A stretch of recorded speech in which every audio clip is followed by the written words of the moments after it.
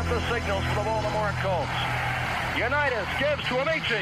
The Colts are the world champions. Amici scores. It's amazing, sensational, dramatic, heart-rending, exciting, thrilling finish in the history of college football. California won the big game. 5 seconds left in the game. You believe in miracles? Yes! This is Phil Steele. This is Mike Burnham. This is Wes Durham. This is Mike Ashley. Hi, this is Chuck Foreman, number 44 of the Minnesota Vikings. Woo, mercy, this is handsome Jimmy Vane, the Boogie Woogie Man. This is Coach Fry with Virginia Tech Football, and you are listening to Big Dog Sports Talk. Are you ready to rock? Are you ready to roll? Okay, let's do it. You're in the doghouse with Rick Watson on Big Dog Sports Talk, presented by Pulaski County Sports and Entertainment.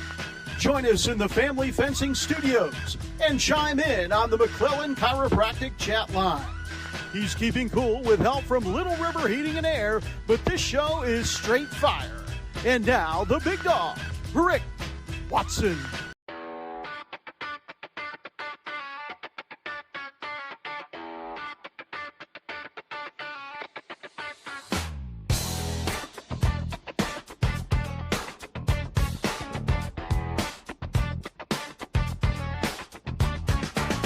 Rick Watson's got the mic, he's the big dog king.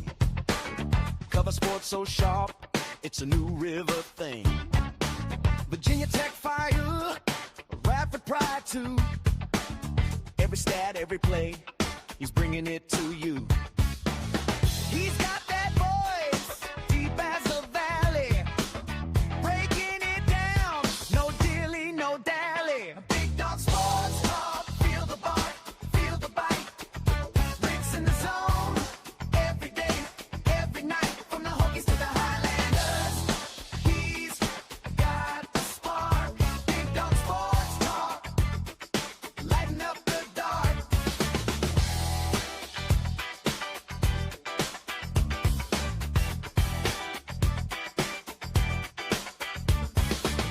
He's got the scoop, faster than a sprint.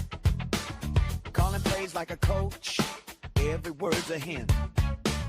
From the courts to the fields, the stories unfold. Rick's play-by-play, worth its weight in gold. With a laugh and a growl, he'll pull you in. Big Dog's podcast, let the games begin. Big Dog Sports Talk, feel the bark, feel the bite. Rick's in the zone, every day, every night, from the Hokies to the Highlanders. He's got the spark, Big Dog Sports Talk, lighten up the dark. Edition of the program. Hope you're doing well wherever you might be. I'm Rick. Let me get that's Henry the Camel, by the way, reminding you that it's Hump-Day. Hey, how are you? Hit us up in the McClellan Chiropractic chat room and on the Professional Door Incorporated text line. A lot to get to today. Keon Brown, Damian Sordelet, David Teal. As we've been telling you for quite a while, it happened yesterday. The announcement came forward that the NCAA tournament is now 76 teams. We'll go over all that. I have some more comments on the whole Mike Vrabel situation. I want to get your thoughts on it as well. So we got a lot going on. Hope you're well, wherever you might be. Good morning, T-Bird. What's up, Vic? Good to see you. Steven, how are you?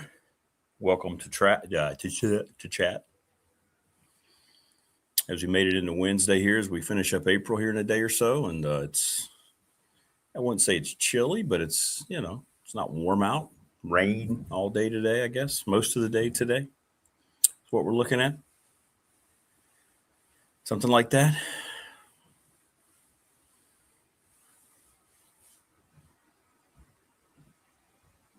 So, yeah, hit me up, whatever might be on your mind. Some of the bots that jump on are funny. They really are. All right, so as we start here from our Family Fencing Studios, the NCAA tournament has expanded. And, people are just they accept anything. And anybody who opposes something that sees things for what it is, I don't know. It's just a different, I guess it's a different generational type of deal. But the tournament was already getting a bit watered down. We had accepted 68 teams because, we felt like, okay, we don't mind the first 4 back-to-back days, right? Sometimes you have teams with losing conference records making it into tournaments. And as John Ziegler pointed out, and all this is, by the way, this does not help any mid-majors. This isn't, if you're a fan of a mid-major, your alma mater is a mid-major, like a Radford, whomever it might be, William and Mary, ECU. It's not going to help those leagues in any way, shape, or form. This is designed to give the power conferences 8 more spots in the tournament.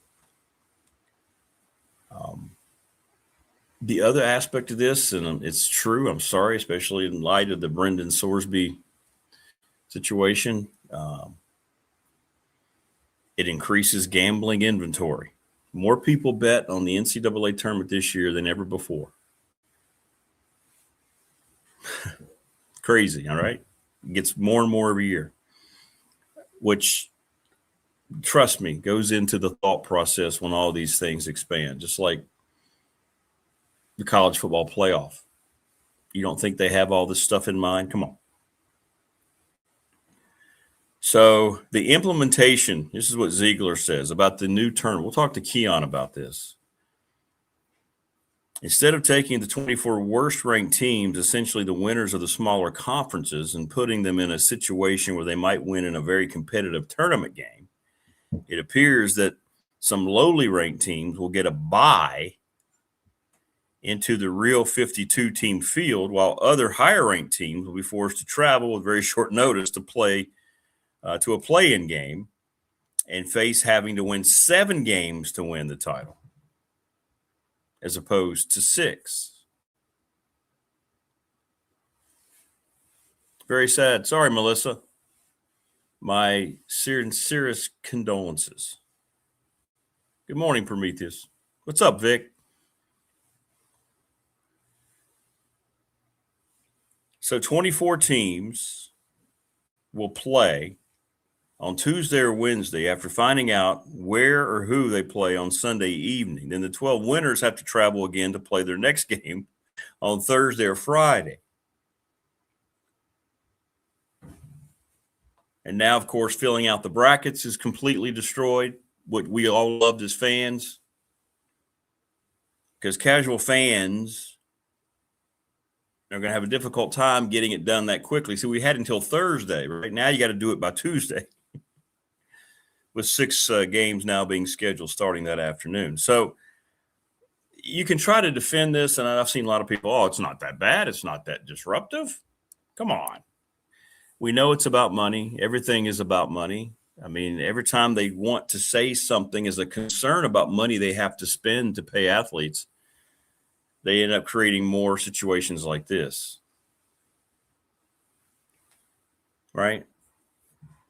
So it was the last perfect event that we had in sports, and now it's gone.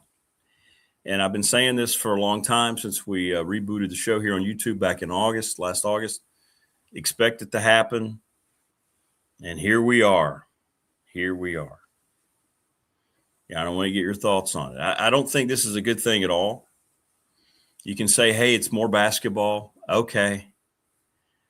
I don't really want to watch of unworthy power teams. You want to watch the 8th and 9th ACC teams, whatever, 10th, 11th teams that I don't want to watch bad conference tournament games in the NCAA tournament.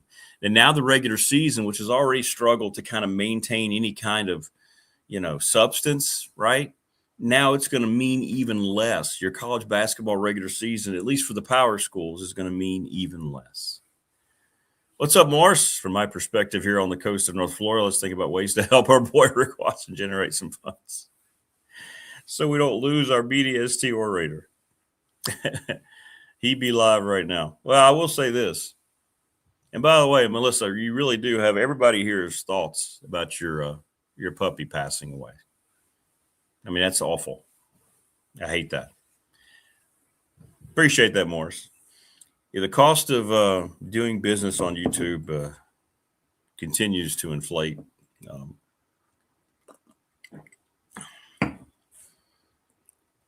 This studio continues to inflate, but we'll figure it out. We'll figure it out. But yeah, I need about 5 more really good sponsors. Have to get people to come back. Hopefully they'll come back because I've heard from a lot of them. They've gotten a lot of great business from us here. Something about the visual works. And we have a couple announcements that are going to be good. But yeah, we're working, man. We're working. Well, you're too kind, Morris. Thank you. Thank you. So yeah, your NCAA tournament, again, you're going to look at this on the sideway and say, hey, what's the big deal? It's only 8 teams. I just read how the different ways it's already going to change what we have. I didn't like 68. I understood, okay. So they added a first 4-day. All right. We'll roll with that. But now, boom. Here we are. Please subscribe, like, and share. It's the other thing that's now starting to torque me off because, and I want to get your opinion because I value your opinion. So the whole Diana Rossini, Mike Vrabel thing. All right. This has made, obviously, national headlines. This is not going away, right? More and more things come out about their relationship. It cost Rossini her job, and rightfully so. Can't be a reporter and have everything you've been doing regarding covering the NFL compromised. Now people are throwing out wild rumors about her and other prominent NFL people. I don't care anything about that. This is just about Mike Vrabel at this point. A guy who so far has kept his job, haven't been any statements from the Patriots whatsoever. Now, this is not throwing judgment at anybody, right? I know, I don't know what the percentage might be, but many, many people have committed adultery and have invited infidelity into their homes. And people are saying, what's the big deal? I've seen this a lot more yesterday. It's crazy. What's the big deal? Come on. So what? Guy cheated on his wife. Big deal. He didn't go out and murder anybody. Let him coach. Well, it is a big deal. And I'm telling you, if you're supposed, and you think about the two faces of your NFL franchise are your football coach and your quarterback, right? Those are your two reps. A lot of times it's the quarterback over the coach, clearly. And Vrabel went to a Super Bowl in year 1. So that guy is the face of your program. Because Drake May is not really the face of their program as the quarterback. He hadn't earned that yet. And if this guy is intentionally inviting this kind of destruction into his family, into his relationship with his wife and his kids, and kept that lie up for so long, how is that someone, if you're Robert Kraft or if you're a Patriots fan, how is that somebody that you want being the face of your program? How do you walk into the locker room and practice and try to give out? And this is a guy, too, that reprimanded 2 of his Christian teammates who came out and spoke against something they believed in. Right? On top of all that,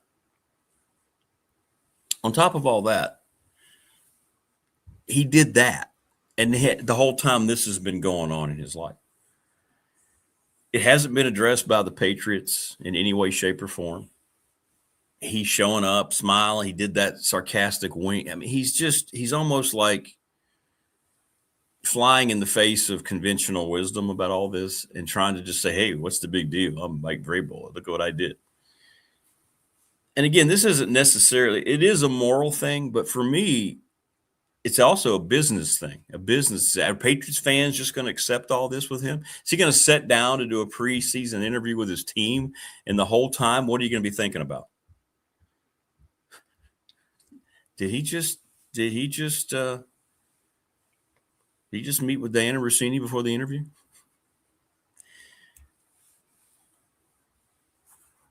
And how does somebody sit down and conduct an interview with him and not bring all this up?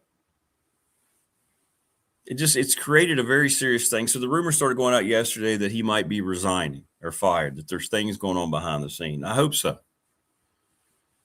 I mean, you have a responsibility. You're making multi-millions of dollars. You're leading a billion-dollar franchise. And you can't conduct your own life in a manner that has any organization. You betrayed your family, your kids, right? Your wife. And you made that decision, and then you've made the decision to keep the lie going this long, yet you're supposed to have any credibility in the locker room. So what am I missing here when people are just saying it's not that big a deal? He'll be able to go in and pick right up where he left. I've seen these people that if you look on the post, just go to X and look on the posts. I'm not making this up. And many of you brought this up yesterday in chat. We don't have the morals are just, people just don't care anymore. You can just do whatever the hell you want. There are no morals anymore.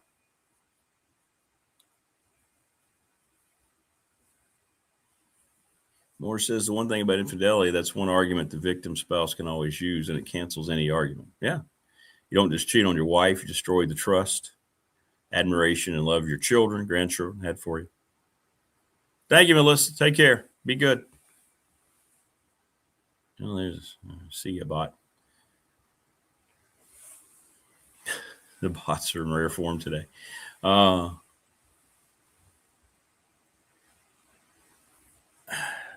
I don't know. If I were a Patriots fan, I would not want him to be the head coach anymore. I don't care what he did last year. Now, there's also a lot of things being connected that this is what happened in Tennessee. They caught wind of all this.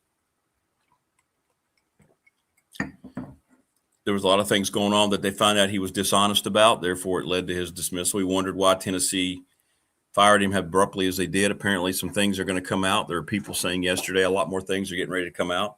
And then I don't know what Kraft, who is a scumbag, somebody said, I think you're exactly right. Look at all the things that's going on in his organization. But how do you lead men into Sundays in the world's toughest league to try to be a winner? How do you get that back? Are those guys just going to ignore it? I've seen people say, you don't think these players are cheating? These are some of the arguments, by the way, on X. I should have taken snapshots of them. You don't think these players are having infidelity in their lives? They don't care. They'll just walk. Somebody called it a brotherhood. Somebody tried to defend it by saying that Vrabel now has entered the brotherhood. These players are going to have more respect. Somebody actually argued that they were going to have more respect for him. I'm just – and I know I'm old school in a lot of ways. Is this an old school mentality, or is this just common sense humanity, which is why the world seems to be heading in the direction that it's in? There are no consequences. There's no accountability. Right? People try to get away with so many different types of things in their job, whatever they're doing. And if the higher authority that you are, you feel like you can get away with it more. But you can't. The fish rots from the head. Vrabel, head football coach, right? He's not the most important person there, but he's on a short list. Yeah, you're right. Yes, it does. It feels like the Michigan scandal, who, by the way, they got rid of their coach.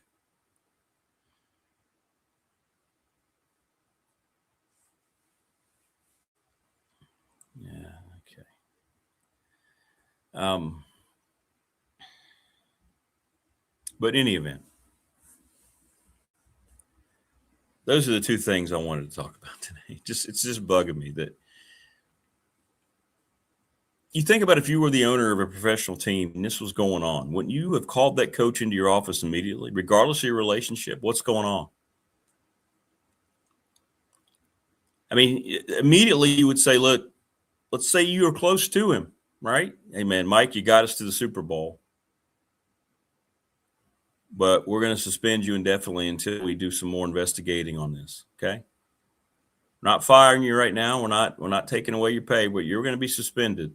And we don't want you around the complex. We got to figure this out.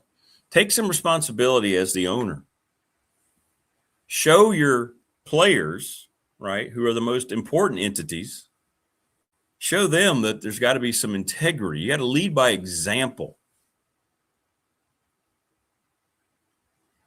If you're not leading by example and showing people that you are authoritative or that you have morals or values, then the people who work under you aren't going to respect you, nor are they going to care about what they do, because they're going to say, well, he's just going to wave it off. Doesn't matter.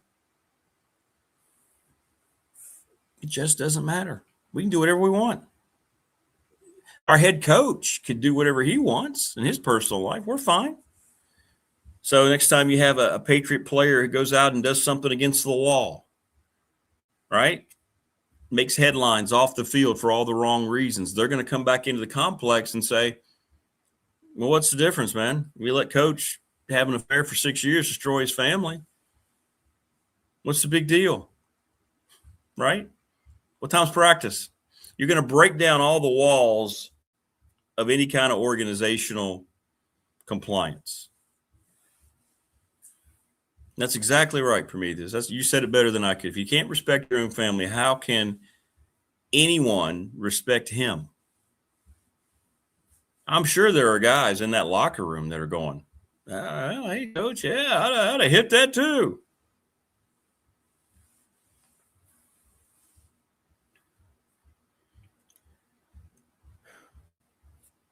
What has happened to where everything is just accepted? Why are there no repercussions? I mean, I've messed up in my life, and I've faced repercussions. I didn't expect any differently. How is this just something that the Patriots are going to overlook and fans are just going to accept when he's standing there on the opening Sunday? Every time the camera shows him, what are they going to think about? What are they going to identify your whole organization with? Is anybody in the Patriots organization thinking about any of this? How this labels your whole organization, which is why there should be some kind of major punishment, right? Look what it's done. What he has done as the face, your head coach, has put this stigma on your entire franchise. How is this not something anyone else understands? Or do they understand it? I couldn't remember if I sent Keon the invite, so I'm sending it again. Keon, I'm sorry if you got two of them, if you're watching. Yeah, if he's going to lie to his wife and his kids, he's going to look at you as a football player. That's a great point, T-Bird. So if you're a player and you want a straight answer, are you going to walk away from those conversations going, you think he's just telling me anything I want to hear? Kind of like he did his family? And this coverage about the Patriots is going to always revolve around this as long as he's the head coach. And if you're not punishing him, and if there aren't any repercussions, then what you're doing is feeding this type of behavior. So it either means that you're involved with it or have been involved with it yourself.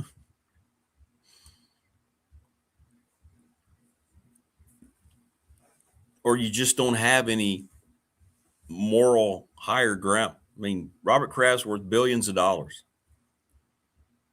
He's getting older. I don't know who his support system is up there.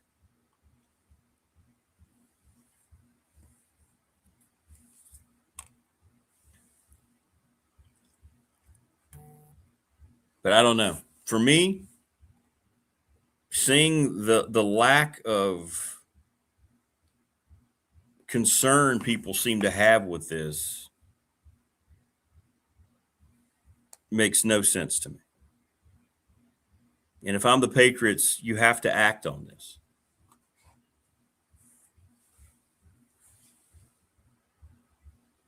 Maybe they are working on a resignation settlement. That's what a lot of the rumors were yesterday. Mike Tomlin, who I told you, remember? I told you a couple of weeks ago, Mike Tomlin would be the head coach of the Patriots. His name popped up all over the place yesterday. I don't know how much of that's valid. I don't. Who knows? But what I do know is this. You cannot seriously go into a season and try to prepare for training camp, try to vet all the players you drafted. I mean, he wasn't even there a couple of the draft days, right? I think I saw that.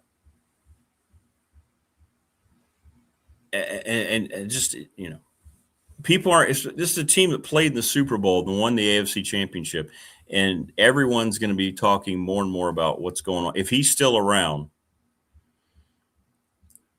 this is why Brent Sorsby will never play college football again. So Brent Sorsby, obviously, you know, we talked about his scenario. I'm glad he's getting help. I'm going to write about it this week in the Patriot. He'll never play college football again. He's going to have his deal nullified at Texas Tech, and the NFL will never touch him. 100 bets before I got out of bed was his quote. He's taking responsibility, at least. Look, I'm not even thinking about my contract per se. Right now, I'm getting paid, and they're going to pull it. At some point, they'll pull it. But he really, a younger guy, young college kid like that who just signed a big deal, is taking responsibility to go get help, at least for his major gambling addiction. Mike Vrabel walks around like he's done nothing wrong. And he's walking into the complex, winking at reporters like, hey, I'm just going to go in here and lead these guys. Yes, sir. And I'm not some morality judge here, all right? Like I say, I made plenty of mistakes in my life in different categories, right? We all do. But this just seems like to me, it's just a stupid business decision. You want to start breaking it down to that? It's just a stupid business decision by the Patriots. They just shrug and continue to be defiant about it. The program is that gentleman, Keon Brown. What's up, brother? How are you? Good morning. Rick Watson, what's going on, bro? Can you hear me today? Yeah, man, we got you. Right, loud and clear. Loud and clear. Good. Well, it happened, and you and I have been talking about it for a long time, and it's now official. We're going to 76 teams in the NCAA tournament. On the surface, the counter arguments are, hey, it's just 8 more games or blah, blah, blah, 8 more teams, blah, blah, blah. But when that breakdown, which I just read, it's going to alter everything now in this first week, and it just changes the whole dynamic. What are some of your thoughts? I know more basketball. On the surface, more basketball. How can that be bad? But this is all about dollars. This is all about dollar bills, y'all. That's what it's about, right? Yep. So now what you're about to see is what I thought you said it's about money. But what's going to happen is you're going to see more alcohol advertisement. They're going to give out more money to the NCAA. That's the first thing I thought of. So in college basketball, you're going to be implying that our youth are being represented in the NCAA by Budweiser and by Miller and by whoever wants to throw the dollars out, which will happen. Gambling apps, yeah. Gambling apps, that's coming. I don't think you'll see the advertisement for college and gambling just yet, but give it about 4 years. I think the TV contract for the NCAA tournament is up in about 4 or 5 years. So when that new contract comes out, and it's going to be huge, it's the NCAA tournament, you're going to see gambling in the advertisement with college athletics. You're just going to. They're laying in bed already. They just can't promote it that way because these are quote-unquote student athletes. Yeah. That's why. So you said it. The whole field has changed. What you'll essentially see is the guys that were the first 4 and the next 4, those teams that were on the bubble this year, they would have been in the season this year. That's what you're. And instead of the first 4 starting at 640, it's now going to start at 415. So you said it on the surface is more basketball. Yeah, it's just going to be harder for the little guy. And what's one reason that it's going to make it harder? And we're talking about money. A lot of these smaller schools are going to be playing in those first, we'll call it first 8 of the day. Yeah. And now if you lose, you don't have an opportunity to get that money for your league and for your university. And it's going to put the product down, especially for the Radfords, for the Charlestons, for those smaller schools who are representing smaller leagues. That's what you're going to see. Yeah, that's a great point, and that you're right, and I left that out. You're right. If you lose the first game, you don't get any credit financially for being part of the tournament anymore with this new format. Yeah. It sucks, man. And I don't want to see 10th and 12th place teams that didn't belong in the tournament all of a sudden showing up and playing one another in the tournament. It just that's a conference tournament. That's what a Big Ten or an SEC conference tournament's for, right? Absolutely. So what you would have saw this year is the Auburn get in. Auburn had a couple of good wins, but so did we when we were at Radford. That doesn't mean we were going to get in. No. Those guys have opportunities, 15 opportunities to have quadrant 1 wins, quad 2 wins, quad 1, quad 2 opportunities all season long. Have a winning record in league play, at least. That should at least be the minimum, right? Auburn did not have a winning record in league play. I said they had a couple of good wins, but now with the new tournament, they would have been in. So we're going to get a watered-down product. That's pretty much what we're going to get on the surface level. You said it. I know guys like to watch the games. We get more basketball, but the quality and product, especially for the teams that we know about and for guys like you and I who are invested in the game and know what we're looking at and say that team doesn't deserve to be there, we'll be there. That's just what we're getting. We knew it was coming, though. We knew it was inevitable. Did it happen sooner than later? Probably. But the fact that they're not waiting after the announcement that it's snap of a finger and it's happening next season kind of shocks me. I thought they would kind of level it out and say we're going to start in 28, give it a year off, but they're hitting the ground running. And you said it, it's all because of money. So, folks, you're going to have 24 teams playing 12 games over a 2-day period just to see who makes the official, like Keon just said, the official 64-team tournament, and then you start getting your money. Yeah, man. That's why Radford and VCU and High Point, if they lose in the first game, they won't get any money. Absolutely. And it stinks because all you have to do to fix this, and I don't think, the response to this is not as positive because we knew it was coming. We know it's about money. We know it shuts the little guy down. But if you just make a tournament where if you win the conference tournament, you're automatically in the initial field or the field to advance the round of 64, then nobody will complain as much because we know that you earned your way in, you get your money, you get et cetera. And then those teams that are on the bubble can fight their way into the field. That's how you fix it. But to go this way and know that it's hurting the smaller schools and it's putting a strain on these leagues, it sucks and it stinks. And there's so many ways around it that you can make it better without watering the product down. Unfortunately, they went with the water product. They did, and it's going to make the regular season even less enticing for a lot of fans.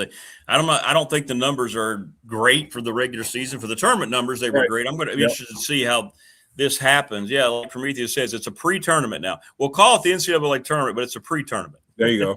Yeah, that's the perfect way of putting it. You got to make the tournament, you got to win this little mini tournament. And I knew it was coming. We knew it was coming. But now when you see it and you see the math, you're just like, it just – other than money, it makes no sense. From a competitive standpoint, it makes no sense. You can make the argument that the tournament should have been shrunken.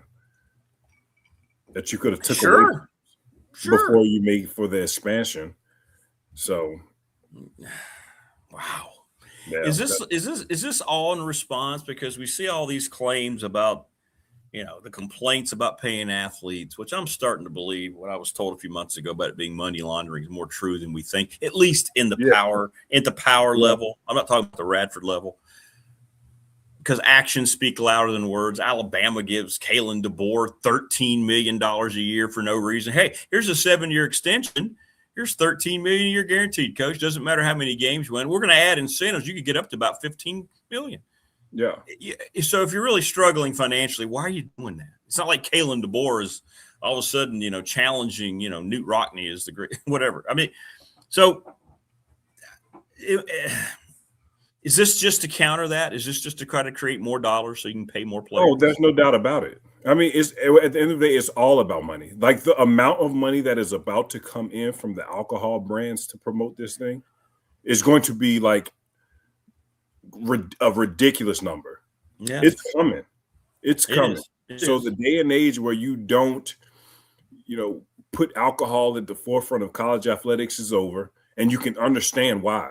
I mean, it's 18-year-old kids, 19-year-old kids, 20-year-old kids who aren't even at the age to drink. Now you're about to have those guys with advertisements about, like you said, the beer and whatever else comes, the wine or whatever, on the NCAA tournament floor, or on the scoreboard, on the sideline as you're watching. It's coming.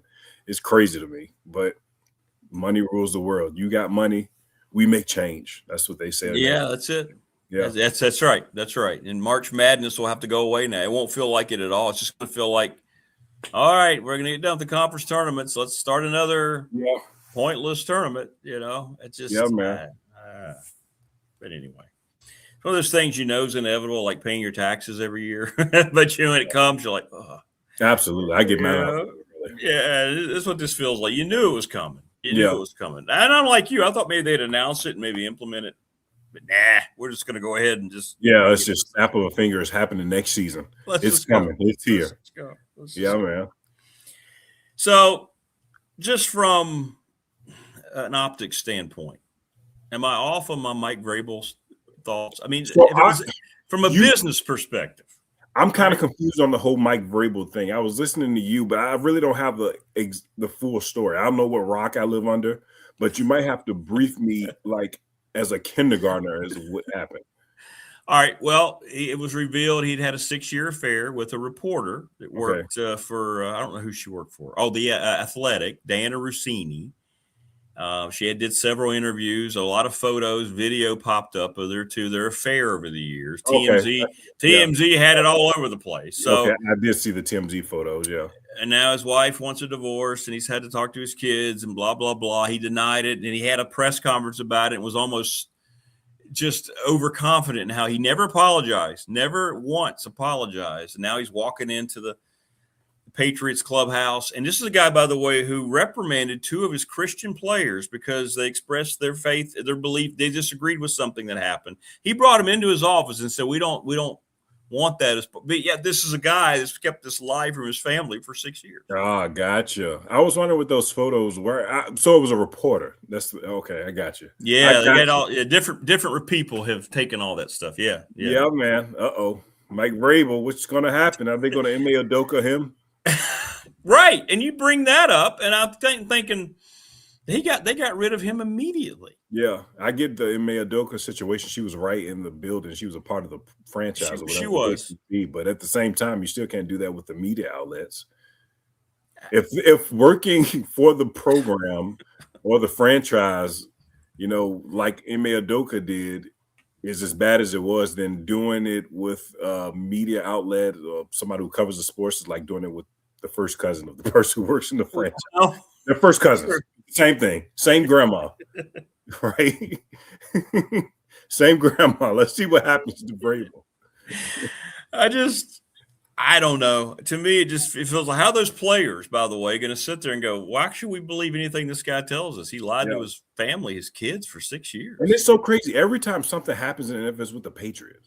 I know. Maybe that's why they haven't responded. I think it's because of Kraft. It's the Bill Belichick cheated all those years. You had all the allegations. You had the Spygate. You got the Flakegate. You got Kraft and whatever he's doing on his gajillion-dollar yacht. You got Mike Vrabel. What's going on? You got masseuse. Oh, goodness gracious. New England. Yeah. All right, let's get to something serious. You saw the Michael biopic. Or biopic, I guess. I don't know how you say it. Biopic. And what is your $200 million opening weekend? Screw the critics. They're all saying they hate it. Yeah. I mean, I saw the critics score. Critics, what do they know? They wanted this complete. Let's bring all of his. This was never designed to be a complete. They said they might do a part 2 later, right? This was to celebrate the legend of the entertainer of Michael Jackson. So what is your review of the Michael movie? Incredible. There you go. You have to see it in the theaters. And if possible, go see it in IMAX, because the amount of music that they play, it just keeps coming. It keeps coming. And then at the end, everybody knows everything about Michael Jackson already. So I would say 80% of the movie you already know about. You already know. Little small nuances that are interesting in there that they throw in there. For example, his security guard, I did not know he was that influential over him. And if you go back and do the research, you can see that. But when they end that thing on the bad tour, oh my gosh, my seat is rocking.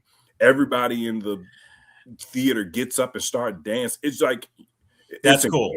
It's one of the best experiences I've had in the movie theater. And everybody knows the impact that Michael Jackson has had.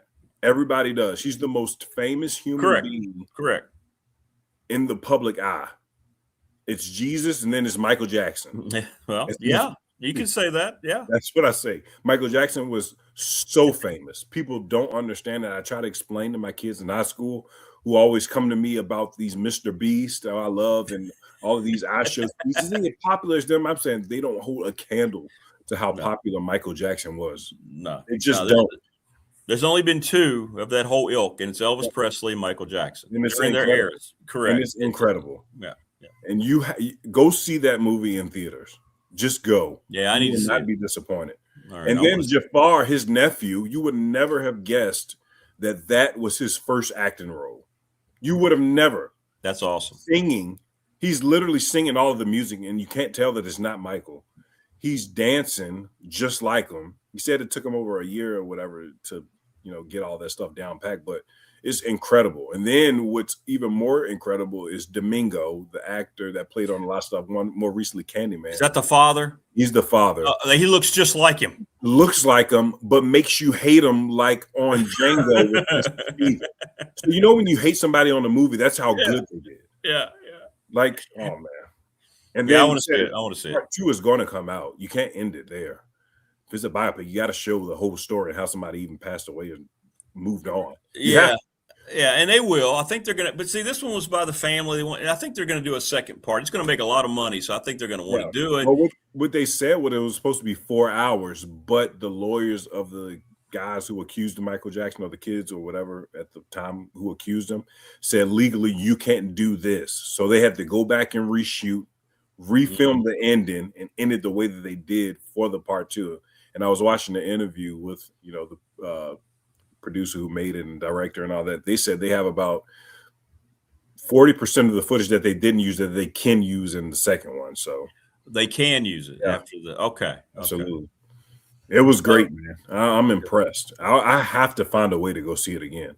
Yeah. Okay. Because the experience of seeing it in the theaters, it comes and goes. So if you can go see it again in theaters, you go. It's the music. I just wonder if they do get into the controversial stuff. I wonder if they'll do it honestly, since it's family produced or family. I won't say produced, but the family signed off on this whole thing. So I wonder. And Janet's not in it at all. There's no reference to Janet. I saw. No, she said she didn't want to have no parts of it, and I don't get why. I don't either. Yeah, she's. I kind of thought maybe they'd show her growing up and trying to get her. Yeah, in my opinion, you will want to be in it. You can get introduced to a whole new generation of kids that know nothing about you.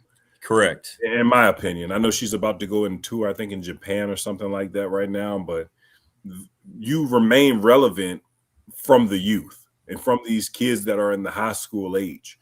So now the kids at my school, and it's going to be inevitable because the same thing that happens in my school happens in schools across America, especially at the public school. Guys and these young kids are going to understand more about Michael Jackson, and his legend is just going to grow even more now. Yeah. No, you're right. You're right. It just is. Well, I was glad to see it do well. The fans are liking it. They're celebrating the artist in this first part. The critics can, the hell with them. I don't care what the critics say.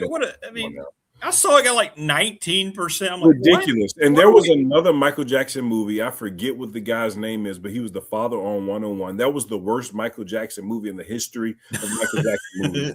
And they said that this one was worse than that. No. And if you've seen it before, they painted his face. It was awful. Yeah, I think I know what you're talking about. It was awful. And this movie had a worse score than that at one time. How far do they? That's ridiculous.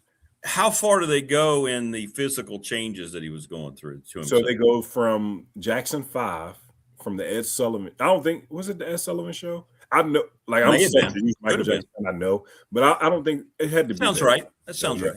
And then they go all the way and they ended at the Bad Tour. So in 1988. Okay. So he was starting to nose. Yeah. And this. Okay. Yep. All right. Yeah. And they get into all that. Why he changed his nose. They get into the Pepsi commercial. They get into, how the skin, affected and all of, the changes that came with that. It gets into all of that. So he never got over the Pepsi thing. The whole Pepsi thing changed his whole. That's what they said. Yeah. Yeah. It was a good movie. And you have to have an antagonist and a protagonist. So they did a good job. Sorry, I'm giving you these high school SAT words, but they had to, find a way to make it a story. And unfortunately, it's pretty much Michael Jackson versus his father. Yeah. You had to do it. It's Hollywood. You got to be entertained some way. This ain't the Jacksons, an American Dream. You remember that one that was like 10 hours long? Which is great. That was a little miniseries. That was good. It was good. It was really good. That was good. Angela Bassett. Angela Bassett, I think, was in it. Yep. Was the mom, right? Yep, she was. And the guy who did, who Dad was? You'll know this. Yeah. It was Washington from Welcome Back, Kotter. Yes. The same actor. Yep. And Barry Gordy was, oh man, what's his name? Yes. Oh gosh, it's going to get on my nerve now. I forget his name, but Barry Gordy was one of those top guys too. The guy from Star Wars, I think it was. What am I doing? He's one of my favorite dudes. Yeah. Come on, everybody. Lando Calrissian. Billy D. Williams. Yeah, Billy D. Williams. There we go. Woo. There we go. Yeah. Love Billy D. Williams. Yeah. And then the guy who played the young Michael Jackson was Simba from The Lion King. I mean, it was a great cast. Was he really? Was he really? Okay. And then Terrence Howard played one of the brothers. That's right, he did. Yeah, man. That was good, man. By the way, they screwed Terrence Howard over in the Iron Man. I don't think so. I liked him better as I didn't like the second rodeo. I disagree. He wanted more money than Iron Man himself. Well, true. Now that's dumb. That's ridiculous. Dumb. But I liked him much better as Rhodey than. I can get it, but he ruined that for himself. You can't go in there for more money than Robert Downey Jr. and thinking. No. That is insane. Not good. Now we just talked about now all of the kids know who Don Cheadle is because of Iron Man. They talk about him in my school. Don Cheadle. Thank you. Yeah, there we go. Yeah, man. That's true. Yeah, nobody knows who Don Cheadle is unless there's Iron Man. That's true. Exactly. Well, I do want to see it. I want to relive the music, and you're right. We kind of know the story, but we'll see. Yeah. I'd like to see how they put it together. So, yeah, man, you got to go. You have to. Yeah, I got to go see that. You have to see it in theaters. You just do. Well, it's like I was saying yesterday. It's like no matter how long ago it's been, I put on my music every day in the car and let it rotate, and then there's probably 6 or 7 Michael Jackson songs that pop up every week, right? You're just like. And you know them all by heart, and you remember how old you were when you heard them and how much you love it. Thriller's the biggest thing that's ever happened in music, right? I mean, that whole album and the whole experience, the long-form video, the groundbreaking things that he did on it. I mean, it's just mind-boggling. It's crazy. And I remember when I was young, my mom waiting to see, it was like some Michael Jackson 5 reunion. It was on September 10th, the day before September 11th. And that was it wasn't my first introduction, but that's when I saw that this dude is bigger than, he's like on another planet than everybody else. I was a fan of the Thrillers, of the Bads, of the Beat. It's all of that. I always loved that stuff, especially growing up in the 90s. But when I saw that, I said, all right, this dude is really different. Yeah, this is I was about 10 years old, I think, when that happened. So yeah. This is the real thing now. We're talking now. But man. Like that Thriller, come on, man. It's still I think it's still the biggest album of all time, right? I think Absolutely. I think it's the most selling. Yeah. And everybody still likes it. Everybody can still remember the whole video, the dance, the way they. Yeah. Yes. And how he had Wesley Snipes when he was at his peak in the band. Yeah. I know. Ahead of his time. That's what he was. And I don't remember who the young lady was in the Way You Make Me Feel video. Okay. But yeah. Touche taste. Touche. All right. Well, good stuff, man. Hey, what's the number? Where's your countdown today? We are at 19 today. Oh, you're under 20. Jeez. Yeah, we're there. Man. We're so close. Now you're cruising now. Yeah, but this is the time of year where things like blitz. This week is senior decision day. In my school, they do this big thing. My school is one of the best public schools on the East Coast. I'm fortunate enough to work there. This Saturday is the prom. All the teachers have to work that. Next week is the SOLs. So it's a lot coming up, man. It's about to be hectic in school. So while it's the end, a lot is on your plate as a teacher at this time of the year. Yeah, you're right. You're right, Wayne. Who hasn't tried to do the smooth criminal lean? Right. Yeah, you can't try to do that. You'll tear your Achilles now trying to do that. Man down. Yeah, you go to the doctor and they go, yeah. You tried to do smooth criminal, didn't you? You already know. Yeah, I did. You say we got another one. That's what they say. We got smooth another criminal one. stat. Yeah. Smooth criminal stat. All right, brother. Enjoy the rest of your week. All right, bro. Appreciate it, man. Thanks for the review. I'm gonna go see it. Man. I'm go see it. All right, man. Take care of yourself. Yeah. There you go. Keon Brown joined us. Good stuff. There you go. Well, all right. It's got Keon's endorsement, so now I got to go even more so. Yeah, I think take away music industry, Tebow, put it about the entire entertainment industry.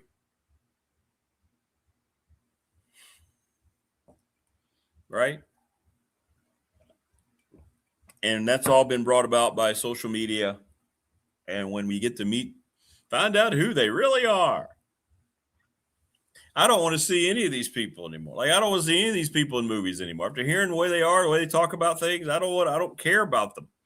You can't suspend reality as an actor when you start running your mouth about how you feel about the rest of the world that you disagree with. I mean, yeah, you see Wayne, see up there? Yeah. I've got the truck on top of the other truck. But I have to have a box in between, a little box, because, get more stability. But yeah, that's the Hot Wheels truck you got me. Yeah. Yes, sir. And you'd got me the other one, I think, a long time ago. But I hung on to that one. Notice I've got the Broncos helmets. If you want me to bring that down and show you up close, Wayne, I've got Broncos stuff right there. Ric Flair down here. But anyway, good stuff from Keon Brown. Hit us up on the professional door text line, anything that's on your mind. We're, I won't say I'm ranting today. It's just, I just had a couple of, the tournament thing bothers me. The whole variable thing, the excuses people are making, it blows my mind. Thanks to Lawson's Mobile Home Supply. They've been around since 1997, 300 North Franklin Street in Christiansburg. Give James a call, 540-381-8011. The NRB Super Bowl, call them today, 540-382-5525. They have great weekend group rates, and they've been around for 25 years. And if you go in, tell them you heard us talking about it. We're going to do our bash there as well. Thanks to Brandon at Top Shelf Apparel. Thanks to all the folks at Sundown Electric. Excellent reputation. Satisfied clients. You go to look at their reviews, you're getting quality work and honesty from one of the best local businesses in our region. Thanks so much to the Smith brothers. Ready, Set Fund, Bob Christ, BOBCRST11 at Gmail. ReadySetFund.com. Hut. Earn money for your organization or your event. Professional Door Incorporated, they are the best in residential commercial garage doors up in Dublin. Travis Williams, right across from New River Community College. We appreciate them so much and thank them for sponsoring our text line that absolutely explodes every day. And I do thank you for that, by the way. You're never bugging me on the text line, ever. National Bank member FDIC, the exclusive banking partner of me, and, of course, this program. What a great experience I had in my refinancing. Awesome. Thanks to Jamie down here at the Radford branch. Our BDST fan question of the week brought to you by the attorney Ryan Price, 701 West Main Street in Radford Trust and Estate Planning. And we had some things we kind of threw out there yesterday. But I think now what we're going to do is, what do you think will happen to Mike Vrabel? You have three options for our BDST fan question of the week. Will he be fired? Will he resign? Or will nothing happen? Send me those and we'll announce it on Friday. Send me those on the text line. Mike Vrabel, fired, resignation, or nothing. Little River Heating and Air, 1095 Radford Street in Christiansburg. 540-553-2971. Speaking of local businesses who are the absolute best, Little River Heating and Air. We're presented each and every day by Pulaski County Sports and Entertainment, thanks to Jonathan Sweet and thanks to Tim Miller. They just put out another release yesterday about their the kayaking tournament they're going to be doing and all those opportunities. I'm telling you, let me just read it to you verbatim here so I get it exactly right, because, you know, we still try to take pride in the things that we do here. Let's see. Yeah, we got to talk about Diego Pavia, too. Yeah, did it not read? Where is it? Where did it go? I thought I retweeted it. I did retweet. There you go. The Kayak Adventure Series. They're going to have a fishing competition May 15th and 16th. And they've got the link up, Kayak Adventure Series, just more things that they're thinking of. And already I've gotten 1, 2, 3, 4 on the professional door text line. 6 of you are already saying nothing will happen to Vrabel. Wow, that was fast. Nothing's in the lead. Family Fencing, sponsor of our studios here in Reiner, by the way. 540-200-8294. Call for a free quote. And Mark Hunley at McClellan Chiropractic. The best back cracker in the world, and he doesn't even have to lay a hand on you. He'll diagnose your problem, and he'll take some pictures, he'll show you, and boom, and then you get on the machines, and you are better instantaneously. Damian Sordelet, David Teal coming up here in hour number 2. Please subscribe, like, share the channel, get people to jump on board. All right, let's get caught up here. I'm way behind on chat. Way behind on chat. Where am I here? Wow, that's cool. What we got here? We got green things going on. What is this? Hang on. Let me. Yep, I have those too, but those helmets are not secret. Have I officially made an announcement about pop culture? No, I haven't. I have here on the show. We will be doing Big Dog Pop, but no, I have not. I have not. I do have the logo. It's going to happen once we get into the summer. I know that. Did I lose the logo already? Okay, I haven't transferred the logo yet, so I will do that. The logo's not here yet. Oh, Ryan Price says, I had a Michael Jackson poster in the iconic Bo Jackson poster. Oh, thank you, Morris. I see now. So Morris is now officially a new member. Thank you, Morris. You've already been so helpful. That's awesome. We love seeing the green. Oh, Michael Jordan, not Michael Jackson. Okay. Tebow says, let's say A.J. Brown ends up in New England and then Mike Vrabel gets fired after all the comments. Thank you, Morris. You look great in green, Morris. You look great. Prometheus had Michael Jordan in Guns N' Roses. Yeah, I like it. Nice. Joining us now on the program, there he is. He is the Virginia Tech football beat writer for the Roanoke Times. What's going on, Damian Sordelet? Not much. Glad I don't have to deal with a transfer portal for the spring, but I know Texas Tech's wishing that they had a second portal window.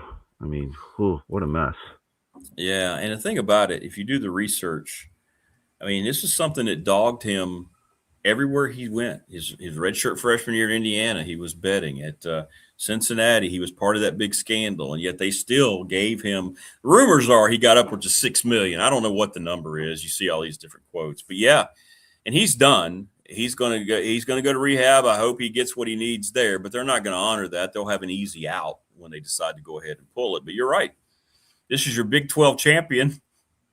They bring him in. They are the heavy favorites again because, wow, he was the one. He may have been the prize quarterback to get, actually, from what he did at Cincinnati. I think 45 touchdowns in the last 2 years. And now this. Isn't that crazy? Yeah, and the thing is, there's still quarterbacks in the transfer portal, but none Yeah. that you're going to pay $6 million for. You're probably going to be significantly less. But again, this is one of those where it's like, oh, do you want to? Do you wish you could have gotten someone from a program that went through spring, or are you okay with going and finding a guy who maybe was at a major program and didn't find the right fit, and you're like, all right, we'll take a risk on him because we need a quarterback, especially if you haven't developed one. And I don't know what Texas Tech's situation is. I know last year they invested in everything but a quarterback, and we saw once you got into that quarterfinal round, tough sledding. So now that they know they need a quarterback, have you developed one, or do you think, okay, is there one in the portal who could be available that could help you? Yeah. So that's the boat they're in. Yeah, there's no doubt. I mean, he won't be ruled eligible. I know he's trying to get that's not going to happen, and he's not going to have a future in the NFL. They're talking about supplemental draft. The NFL won't touch him. So the guy's going to be. Let's hope if he said he made 100 bets before you get out of bed in the morning. I mean, that's a problem. That's an addiction, right? I mean, if you're rolling over and you're sitting there and even though the bets were small, like in increments, boy, when they added up, it was hundreds of thousands of dollars, man, that it's just crazy. It's just crazy. And that's a problem. And I saw someone mention this, that the NFL has embraced sports gambling. Exactly. Yeah. Right. Whereas, and when you embrace it, you include everything from making sure your players have the proper resources to handle addictions like that. And then at the same time, now I'm wondering, did Alan Tisdale really need to be ruled ineligible for however many games he missed in 2022 because he made one bet on a pro event? I forgot about that. And then Sorsby hasn't had anything happen to him over time, and now he's going to rehab. I don't know. Remember when they originally said, hey, you know what? You can bet on pro sports. Just don't bet on college sports. Don't do that, okay? We're good, right? Right. And then people are like, what are you doing? You can't, and then they finally took that away. But it shows you how the lack of thought process that goes to these people that's paid a lot of money to make terrible decisions. Right. And in Virginia, you still can't bet on schools. Correct. And you can't, if you're in Virginia, you can't bet on in-state schools. That's why a lot of people go to West Virginia. That's right. To make bets.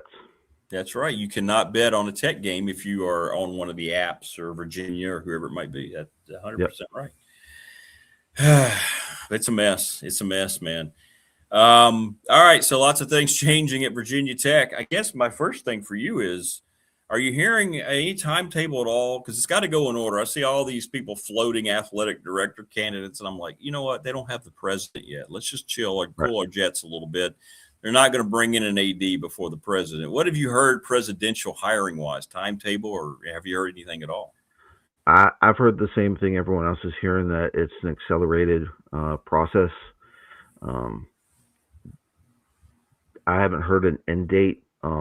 I have heard they want to get done before the school year starts, so before August, ideally before July.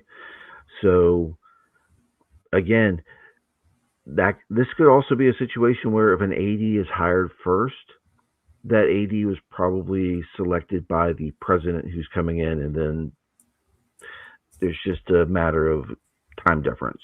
Announcements, yeah. Yeah. It could be you want the AD in place first because Babcock has set a retirement date and you don't want to have an interim AD, versus Sands said he is going to stay on until the new president is hired. So Babcock has that drop dead date. June 30th is his last day as the AD, and then he moves into the emeritus role. And Sands has said he is staying on until the new president is hired. So this could be a situation where if you have identified your president, everything seems to be on board, then you go to the route of, all right, we'll get the AD in place, and that way he or she can hit the ground running. and then bring in the president. So that could be a possibility. For AD stuff, I trust David Teal more than anyone else because this is a realm that he is very comfortable in. His list of candidates that he produced the other day, I thought were solid. I hadn't thought of Jim Pine. That's a good one. I was thinking more of Jeff King, but he just got a contract extension in Chicago, and I don't know if he want to give that up. Yeah, to be the AD in college. So no, but not when football is going to be pretty much run by the football coach. Yeah, but if you bring in a football mind like Jeff King, that could change things. But again, it could be as very simple as hiring Matt Roan. Don't make it complicated. It doesn't need to be complicated. It doesn't need, but he's a football AD too. So I think that's going to hinder this more than people think, knowing James Franklin's going to not answer to any AD. I mean, he's running the football part. I think that's going to be something they're going to have a lot of conversations about. Right. I really do. But if Franklin's all about alignment between the leadership of the university, you probably want a football first AD who can help sway certain decisions. So that's one way I see it going. So again, I haven't heard much about a timetable. I know Morris. I don't know who the next AD is. Come on. I know Ben Portnoy from Sports Business Journal said Chance Miller's name, who's the AD at Coastal Carolina, has gotten some attention. I don't know if he's going to do free concessions for everyone like he did at Coastal Carolina. They were trying to. I mean, you look at the attendance-wise, 60-something thousand at Virginia Tech versus like 15 or 16,000 at Coastal Carolina. That won't happen. Yeah. There is a big difference. Now, what they did do at Coastal that I really liked, they had a week of sports. If you were a student who went to every game, now, and here's the kicker, they had checked if you were there, like whether it's the fourth, late in the second half of a soccer game, fourth quarter or third or fourth or fifth set of a volleyball match, something like that. If you went to all of those and you stayed, you got to run onto the field with the team. Just imagine if you're a student at Virginia Tech and there's the opportunity to run on the field with the team. Yeah. Sandman. You'll go and you'll stay for these sporting events. So, I like it. I like that. Yeah, that gets you involved. That gets you invested in all the sports that are happening at the university. It does. Yeah. And he found a way to do that at Coastal. So, again, it wouldn't be a bad fit. I don't think he's a football first AD. He worked at NCAA headquarters when he was younger. He spent a lot of time working at South Carolina before getting his first AD job. And again, he has a law background. Matt Roan has that as well. You kind of need that these days with all the mess that's going on with the NCAA and courts and all that stuff. So, be interested to see how that plays out. But again, I haven't heard a timetable. I haven't heard a time. I haven't heard a order. But I agree with you. I think the president would come. Yeah. Would come first, unless the president unless they've already said you're going to be the next president. I guess finish out your term. And they say, this is who I want for AD. That could be something that could play out. Yeah, because they're not going to bring in AD without letting the president have the say. Yeah, 100%. Agreed. The new president. So, well, how much do you think this has affected James Franklin? Like, I've been asked this a lot, and I don't know the answer. Like, he made that statement about alignment that you just referenced, right? And then all of a sudden, I'm without the president. I'm without the AD. Now, I'm sure he got some heads up. We don't know how far that went down the road. Maybe he's not surprised that the resignations happened, but maybe the timing, you think it swayed him at all? Or you think he was probably given enough heads up when he was being brought in, this was going to be the case? I probably knew. And again, his relationship is with Rokovich, Pearson, McCarthy. And as long as they're there, I don't think this is a big deal for him. It's just because those three will be part of the search for the president and the athletic director. And something that I don't know if I brought this up last week, but the governor appointed 4 members to the board, didn't do a 5th, and I know there was so I don't know if McCarthy gets re-upped. I don't know if one of the other ones is getting re-upped.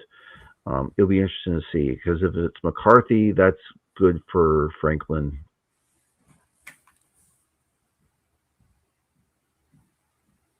Uh-oh. Did we lose Damien? Yeah, I'm still here. Okay, we had a little freeze up there. I don't know if that was probably on my end or your end. Okay. I'm sorry, go ahead. About McCarthy, Yeah, if McCarthy stays, and again, the press release that they issued for the appointees from the governor for the board didn't include the 5th. And there was 5 spots that could be filled. So we don't know who the last one is. If McCarthy's re-up, that's good for Virginia Tech, because McCarthy had his hands in the pot for a lot of these, from the search committee, from putting together the what the $229.2 million investment to the athletic department would look like. And then from a money standpoint, Babcock has already kind of set where the money's going. So football's getting a chunk of it. Franklin knows that. Franklin's like, okay, as long as the money's not being touched in terms of how we operate, that's not a problem. Yeah, it feels like he's going to be bigger than anything going on over there like that. I think as long as he wins games and shows the improvement, he's not going to be worried too much about all this other stuff. So I'm going to echo Wayne's comment is spot on, because the new AD is going to need to hire someone from the Hokie Club who has fundraising experience, and then filling out the Hokie Club is going to be key, because the university advancement can't handle what they need to do for the university plus the athletic side, because university advancement is handling the Invest to Win fundraising drive. You need need a host of people in Hokie Club to get that work done. So that's going to be the next thing. Filling out the Hokie Club, getting someone in there. Wayne's right. Danny White got promoted right before Witt announced his retirement. But I think that was more to fill John Boleyn's spot. They're in the athletic department more than anything. And now, again, you need someone running the Hokie Club. You need someone who can come in and fill out a full staff of people who know what they're doing from a fundraising perspective. He got promoted, but basically because he wasn't doing a good job with the Hokie Club. Let's just say it the way it is. That's why they need somebody else in there. Yeah, I've heard that from several people. Right, and he spent most of his time with football anyway. That's where you see him at all the practices. You see him at every game. That's his thing. So Franklin keeping him on in more of a football-centric role, that wasn't surprising. Well, a lot of changes, and we shall see exactly what happens with it once it settles. But got to get the president hired. I think they're going to have candidates for the AD. I think there's going to be a lot of questions. It's got to be right for that person, too. Yeah. The amount of control that's been handed to Franklin is immense. I mean, I know people over there. This isn't made up. I mean, that guy is in control of just about everything right now. And if you're an AD and you're going to run a department, that's going to be an adjustment for you. If you're right. Yeah. Unless you're just taking the money and you think it's great and you may not mind it, but it's going to take somebody to really adjust the way they've gone about running their previous departments, because it's going to be a sitting AD. It's not going to be somebody who's training to be an AD. So, yeah. And do you go the route that, like, say, North Carolina went with hiring someone from NASCAR? Do you go hire a business side of things? If Pearson, McCarthy are still on the board, do you need someone else with a business mind in the athletic department, running the athletic department? So, 2 years before Franklin has a facility named after him. Wayne's on the betting. Well, why not? I mean, it's happening everywhere, right? I mean, it's all about it. It's one of the reasons. I mean, that's good over under to take. I would put it at 2.5 years. Because you've said he would be here. What people have said, he might be here 3 years, and then Bolt. Put it at 2.5 years. 2.5 years. If he wins an ACC title, they'll name a building after him. Yeah. Well, yeah. Well, we'll see. What did you think, by the way, of the tournament? We knew it was coming. Now that the reality of it's here, and if you really read what it means, it's not just adding 8 people. A lot of people are playing it off. It's just 8 teams, but boy, it changes the complete structure of the first 2 days, and it's going to single out and close the door on smaller schools. If they don't win their way into this, they're not going to get any money now, and this is what the power schools wanted.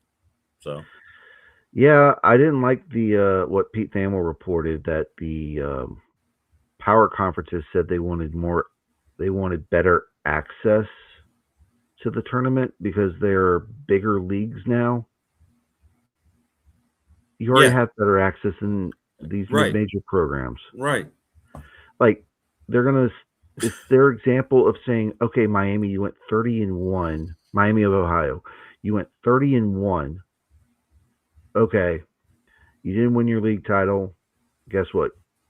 We're gonna put in a Virginia Tech team that didn't go 500 in league play. Right. Did not look like a tournament team this year, and now, we're gonna put them in instead. This is not the way to go about it. I speak from a mid-major perspective because I went to a mid-major in George Mason. I covered Liberty for 10 years.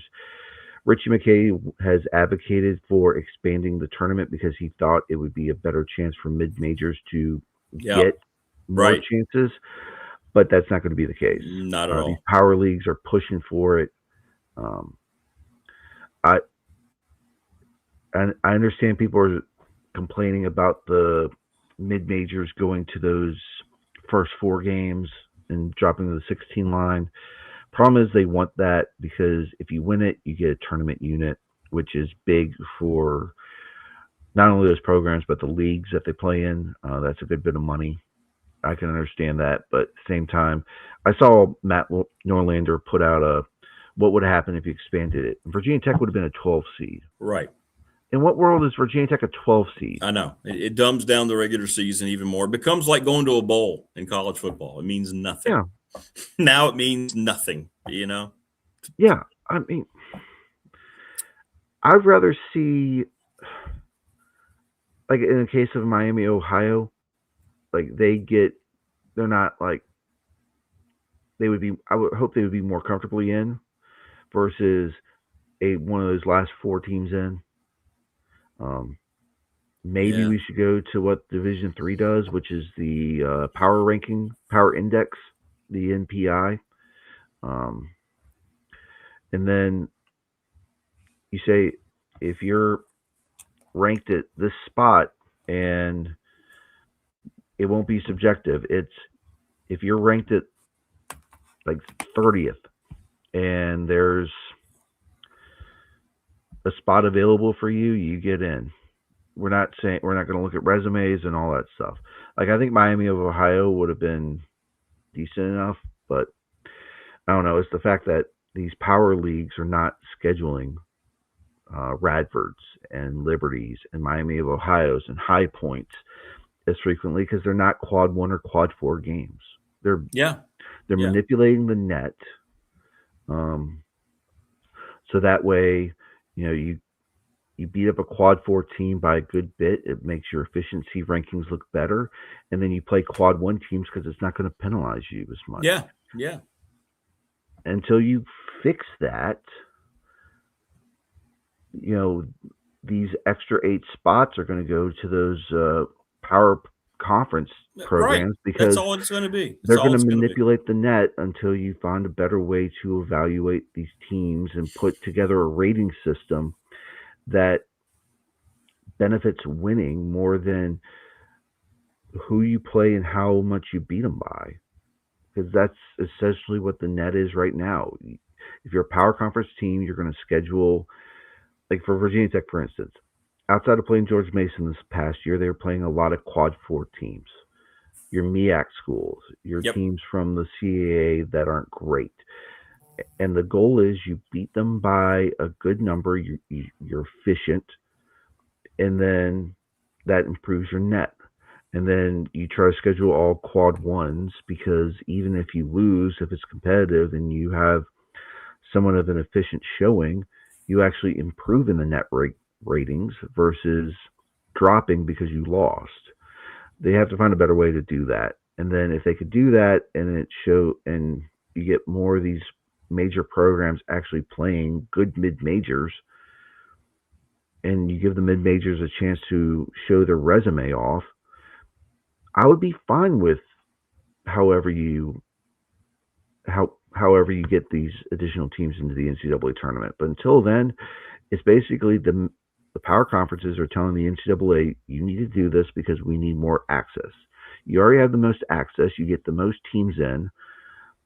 Why do you need to get your 12th place team that stubbed its toe repeatedly and lost by 20 in the first round of your conference tournament to get into the NCAA tournament field, which is supposed to be for the elite teams for that season, not for the, we're average.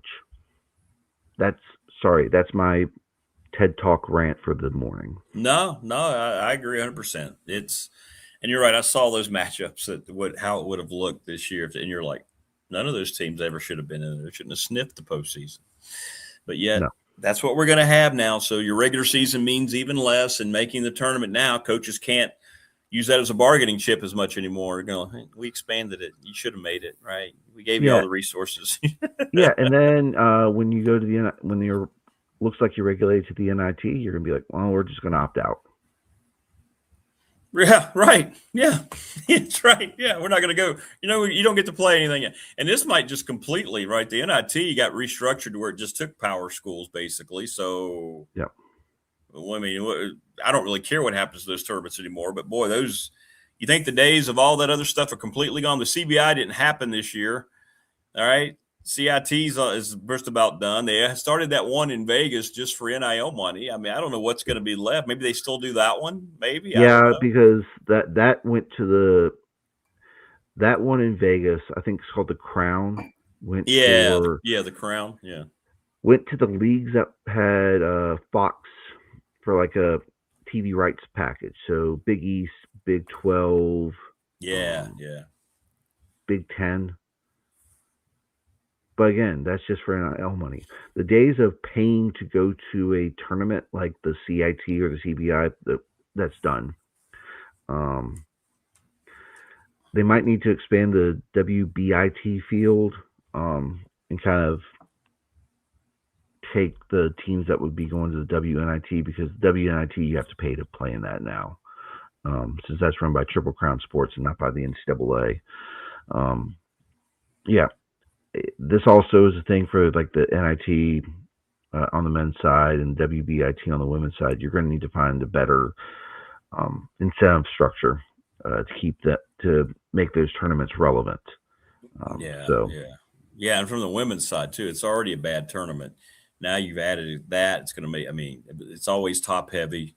I mean, all 4 number 1 seeds have gone the last 2 years.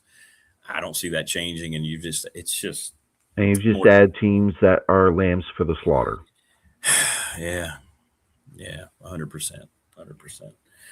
Finally, I got to ask you about the aesthetic of the Mike Vrabel situation. All right, this isn't a moral judgment, but how can Robert Kraft and the Patriots just continue to ignore this? I mean, what this is going to do for the whole organization. You and the quarterback, you're the faces of your program in the NFL, right? That is it. And you're got to go and keep the attention and respect of a group of men that you're going to be leading out there on Sundays, yet you've been lying to your family for 6 years. You've been lying. You stood up and you were kind of almost, I don't know, you didn't deny, you didn't apologize. You acknowledged it, but you didn't apologize for it. And how are these guys going to be able to believe anything that he tells them going forward, right? Yeah, it's like him chastising Travion Henderson for standing up for someone for his religious beliefs. Correct. Brought him into the office to talk to him. Yeah. But yet he's been lying to his family for 6 years. His wife. Yeah, and Rossini crossed the line. I understand you need to get the scoops because you're in a male-dominated field, and I've never been in a position where I have to cross any professional lines in order to get sources and get scoops and stuff like that. But it's not a good look on Vrabel for him crossing that line. There should be a morals clause in his contract. Standard of behavior. I mean, Yeah. right? Something. Granted, the Patriots might say, "Well, this happened when he was in Tennessee." Well, it's continued when you're in New England. Yeah. I've seen coaches from other leagues, like the morals clause gets enforced and they're gone. He should be gone. Like, I don't care how good of an X's and O's coach you are. You have eroded. The trust is eroded. Correct. And that's my biggest. Yes. You've set a precedent that, they're not going to fire me for infidelity and providing inside info to someone I'm having an affair with. Right. How do you just stand up there? I know. I get it. It's two consenting adults. I get it. But in the fabric of sports, you have a morals clause. Hugh Freeze was fired from Ole Miss, and they invoked the morals clause, not the recruiting stuff. It was the morals clause of the stuff that came out a year later. Right. So that happens. You can invoke the morals clause and fire them. And are players going to feel accountable for their behavior if they mess up? Hey, our head coach, nothing happened to him. I can go do whatever I want. I'm going to be fine, right? They can't do anything to me. They do anything to the coach. Yeah. Well, it just creates so much negative ambiguity going forward. Man. It's just and the one thing, and this is something that it hurts the female reporters who actually do the job right, because now everyone's going to lump them into Rossini and say, "Oh, you will sleep around to get your info." Absolutely, that's not the case. She's heard her craft. That's true. That's very, very true. Yeah. Yeah. And Tebow, the thing is with Rossini, she's not a sideline reporter. She shows up on the NFL. Shows up on the ESPN pregame show. She's there interviewing coaches before games. She's one of their insiders, so she's like the Adam Schefter for them. ESPN still hasn't said anything about it, or have they? I don't think they have. Have they addressed it at all? No. I don't think they have. I know the Athletic did after stuff came out, but again, I don't like it. It just reeks. I know. And are Patriot fans just going to blindly accept this after everything the organization's gone through? Kraft just sits there. He's not any angel himself, and maybe that's what he's trying. I don't know. No. So we put out a question before we let you go. It's already gotten 13 answers this morning on the text line, and 12 of those say nothing will happen to Vrabel. One says he'll be fired. So we asked 3 options: resignation, firing, or nothing. What do you think happens with Vrabel? If nothing's happened now, nothing's going to happen. I mean, people are saying nothing. It's dominating right now. So. And here's the thing: he's going to say, "I went to counseling for a weekend." Yeah. Missed the 3rd day of the NFL draft, and now I'm back. They go to counseling. And I think somebody nailed it earlier in chat. If he hadn't gone to the Super Bowl in year 1 and he had like a 7-10 record or 6-11 record, this probably wouldn't be a conversation. He'd already been gone. Oh yeah. And it's the fact that he was one of the best players on that Patriots defense. Yeah, of course. He's a legacy. Absolutely. And people up there are going to turn a blind eye. Well, we'll see. We shall see. We shall see. Yeah, this is Inflategate, not Deflategate. Hey-oh. Hey-oh. Oh boy, Wayne with the zingers this morning. I like it. Good stuff. Good stuff. Prometheus, I'll answer two questions because I saw them from you. I saw one earlier. Asked if I had any posters on my wall as a kid. I would take the ticket stubs from the sporting events I went to and would put a collage. Cool. Granted, that's cool. Granted, in hindsight, I kind of wish I hadn't taped them to the wall because it would be nice to have those in a binder and stuff to show everything I attended growing up. Front and back. Yeah. I got you. Yeah, that I do think Franklin wants to be at Virginia Tech because Virginia Tech hired him. Yeah. I mean, I know for a fact it wasn't his first, second, third, or fourth choice, but he had no other option. So now he has to be happy here because that's who gave him a job. He probably had options, but the options that were laid out to him, they didn't show him the commitment or whatnot to football that Virginia Tech showed it was investing. And he said it perfectly on the ACC network is that Virginia Tech is catching up, but the problem is you're trying to catch up to programs that never took their foot off the gas. And Virginia Tech's going to need to make sure they don't take their foot off the gas. Hence, Jay Pearson saying, we need to work at a lightning pace speed right now. Well, he left the blue blood where resources were never a problem. So yeah, he's gotten here, and that's why that message keeps getting pounded. He left a blue blood that, thanks to the Big Ten media deal, was able to catch back up after the sanctions. Yeah, 100%. Almost. Right. Yeah, that's right. Easily. Yeah, that's right. That's a good point. Yeah, because if he's not successful, you're falling behind. You see what's happened with Rutgers in that league. Yeah, that's still crazy to me. Those numbers are still crazy to me. Yeah. That just blew my mind. Well, all right, man. Have a great week, and we'll see what all happens going into see if there's any more news out of Tech or whatever else is going. What are you working on right now? I did some feature stories on Luke Reynolds, Joshua Clark, and AJ Brand this week. So they're like holdovers from the spring. Good. We talked to Clark and Brand at the last media availability before the spring game. Clark coming off the ACL injury, Brand moving positions. And then Reynolds talked to us after the spring game. And honestly, he was going to follow Ty Howell wherever Ty Howell went after the end of last season because he said he went to Penn State because of Ty Howell. He had an interesting quote that during his recruitment, there were some coaches that reached out to him that were recruiting him, and he's like, you could just see right through them. I was like, that's not a good. If you're a kid and you can see right through a coach at that age, that means you're probably, you probably know what you're doing. Yeah. Yeah.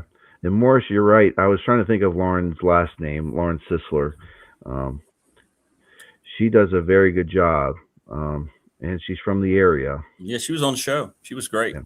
Yeah, Lauren was on the show. She wants to come back. We got to get her back on, talk more about her book too. So. Oh yeah, I mean, she does a fantastic job, and she keeps her nose clean, and she does it the right way. She does. She does. And her personal story is amazing. The things she's come back from in her personal life. Yeah. Tebow, you need to look her up. Yeah, she was on the show, Tebow. She was great. That's a new book. Yeah, she's she knows Marty. She's a Giles County product. Yeah, great book. Shatterproof's the name of the book, by the way. Great. I mean, Giles for being as rural as it is Ferrisburg Air, baby. Has produced two really good ESPN products in Marty and Lauren. Maybe the only two good ESPN products, to be honest with you. But, yeah. Hey, I like Ryan McGee. McGee and Marty are both really good at what they do.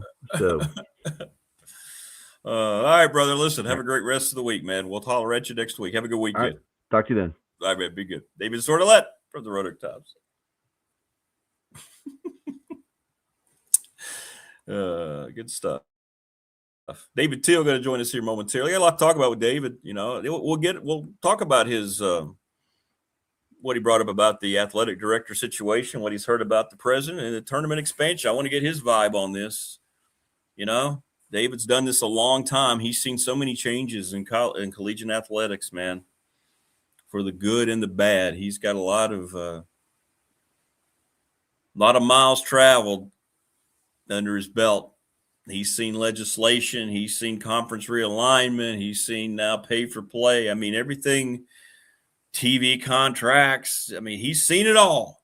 So we'll see what he thinks about the 8 teams being added. We know it was inevitable. You see the breakdowns, though. It just feels like it's worse, you know, like we talked about it a lot with Keon. Yeah, it was good. It was good stuff. Sometimes more is not necessarily better, right? Thanks to all of our sponsors. Speaking of more, we need more. Family Fencing, sponsor of our studio. McClellan Chiropractic, sponsor of our always buzzing chat room. Professional Door Incorporated, sponsor of our text line. Thank you so much to Travis, Louise Baker for Mike Burnup's appearances. Pulaski County Sports Entertainment, our presenting sponsor. We're posting everything now that they released on our Facebook page. Great stuff. Little River Heating and Air, 1095 Radford Street in Christiansburg. The attorney Ryan Pry with our BDST fan question of the week. And man, people are just, we've gotten 16 responses already during the course of the show, the last 40 minutes. And 15 of them say nothing will happen to Vrabel. Just what Damien said.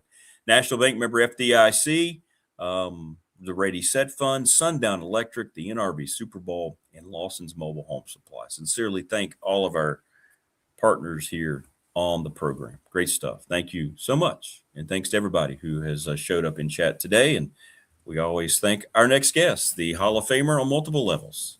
He is David Teal. What's up, David? How are you, brother? Good morning.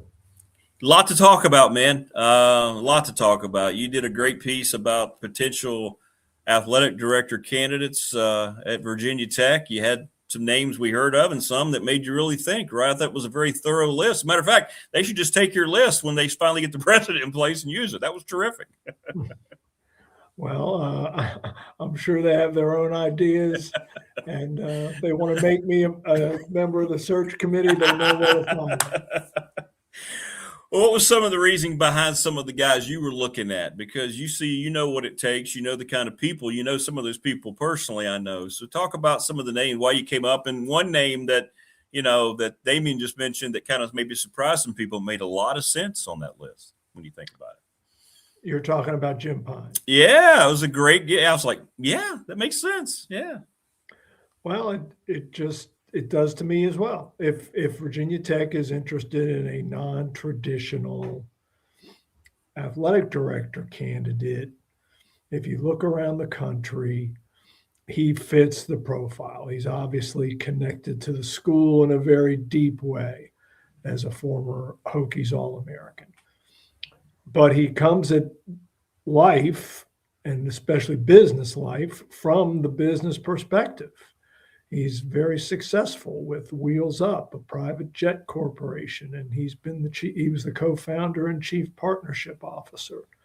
He's a former chief partnership officer of the Tampa Bay Buccaneers, so he's been in the NFL space, and he played in the league for, I believe, 7 seasons and was a starter at center for the Bucs, among others, a couple other teams later in his career. So we'll see. And, you know, and then the others are people from within the industry. And I talk to people around and in the industry, and I ask them for names, people they respect, people who they think might fit Virginia Tech. And those were among the most common names mentioned to me, including, of course, Matt Rohn at James Madison, who, like Jim Pine, on a much lesser degree, as Matt would freely admit, is a former Hokies football player. That's right. A very loose description.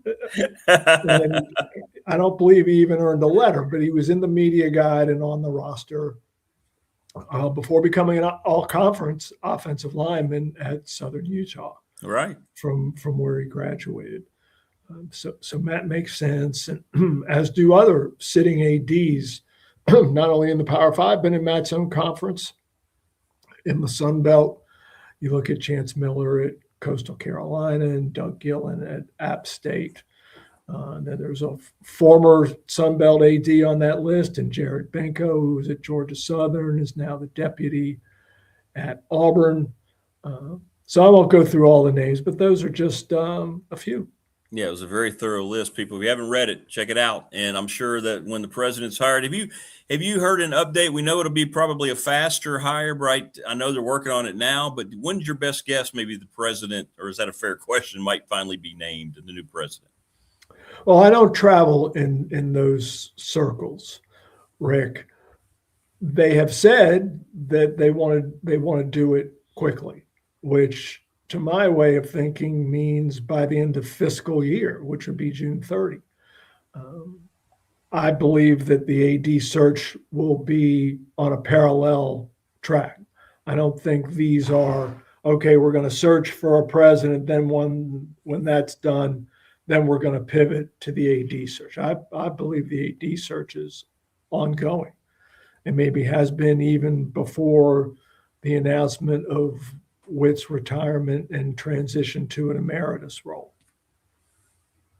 Well, it's going to be interesting how all this comes together, and then what kind of mindset the new president has toward athletics, right? But you made a great point last week. I mean, we think about this from the sport. I mean, these fans, I know, look at it from that perspective. But the president of the university's got a lot more concerns, right, than just worrying about the football program, which is very important. But he is the leader of the entire directive of the school and the board and all these folks. So it's a huge hire that they have to make across the board. Oh, absolutely. Athletics is about 8% of Virginia Tech's total budget. Right.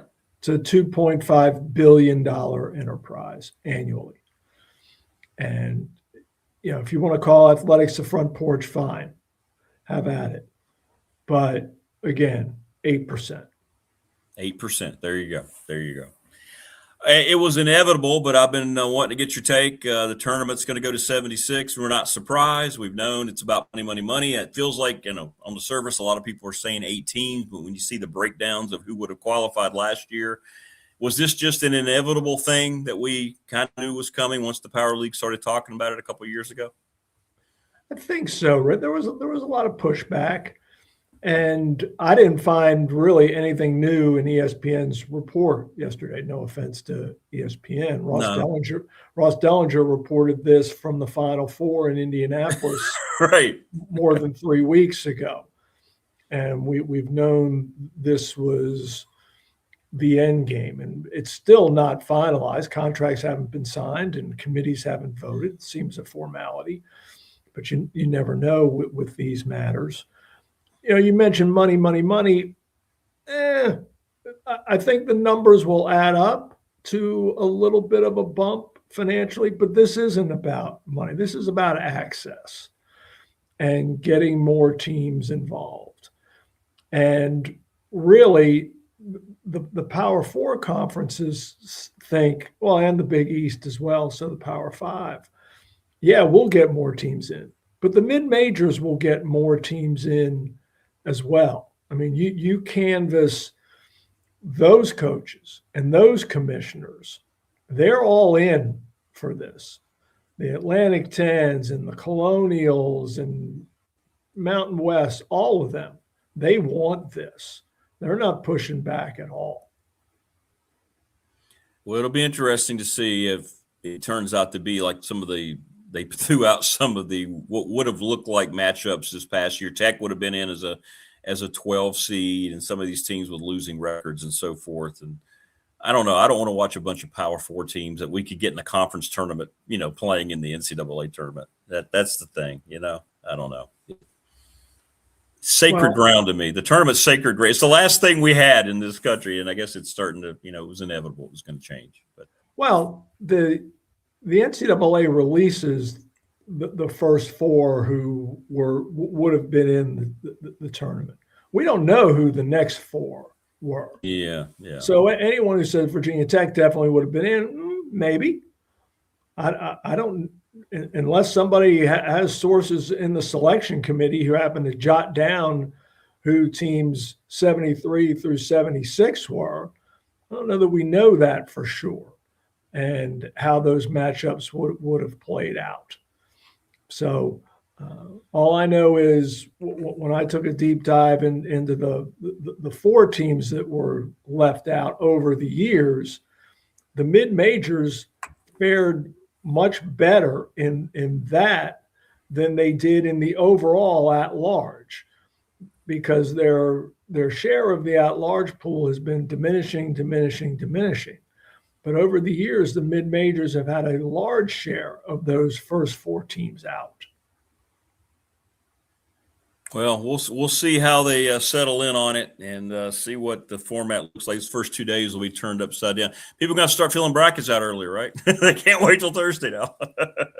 It will be interesting, how the various websites and such handle their bracket challenges, because many of them you don't have to have your ballot in until Thursday morning. Yeah. And once you know just the 64 team bracket, and I'm guessing that's the way it will fall. But yes, Tuesday and Wednesday are going to be very, very hectic, because we're talking about 12 games over 2 days instead of 4. And the winners have to travel immediately and play a couple of days later. It's going to be interesting. But if you're winning in the tournament, you don't mind as much. I guess that's the other part of it. And hey, I got to talk to you. How was it, Virginia Sports Hall of Fame, man? I was thinking about you being there and everything. Was it everything you hoped it would be? They put on a great event there outside of Richmond in Henrico County, and it was really good. Michael Vick had the best excuse ever for not attending his own induction. It was his daughter's prom.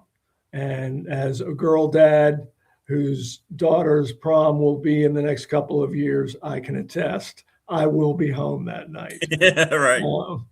So 100%. Yeah. I went through it myself. Yeah. Bravo to Michael for having his priorities in order.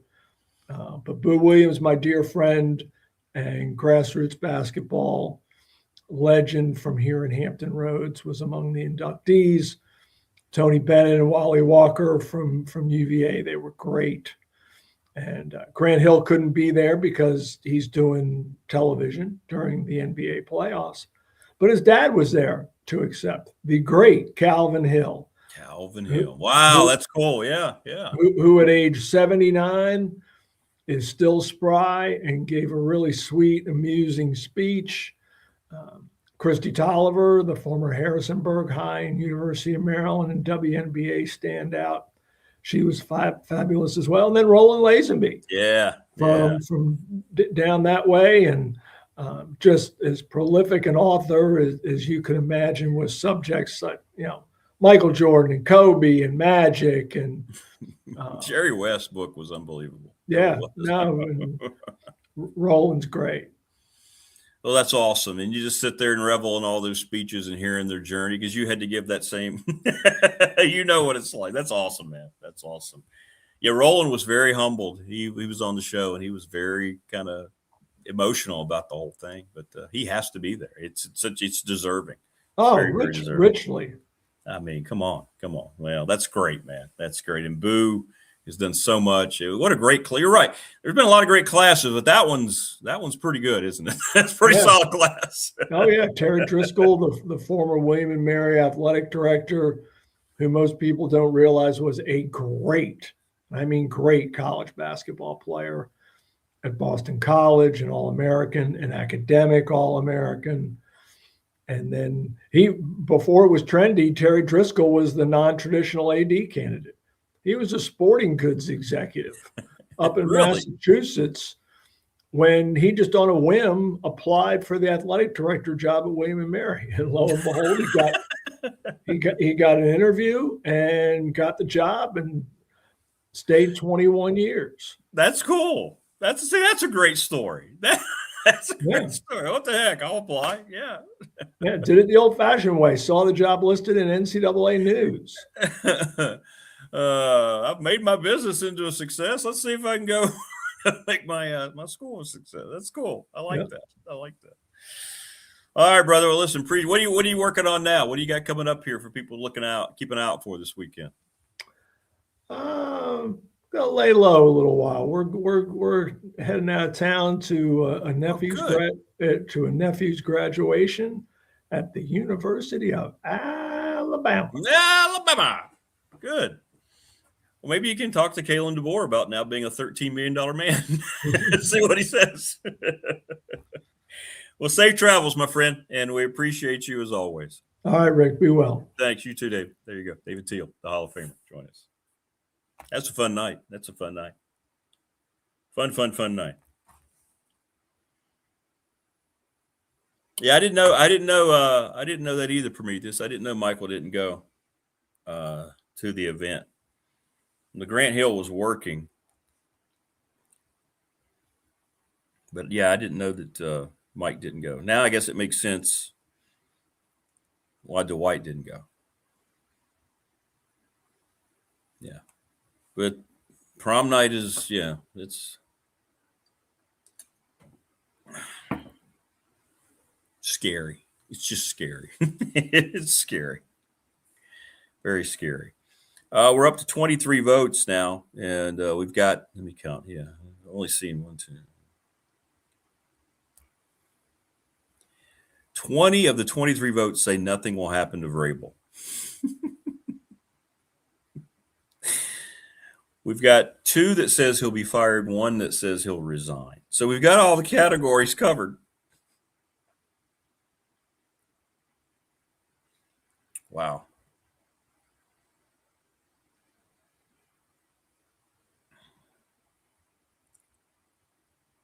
I'm trying to see if anything's broken this morning, but it's probably a little too early. No. Yeah. Nothing happening.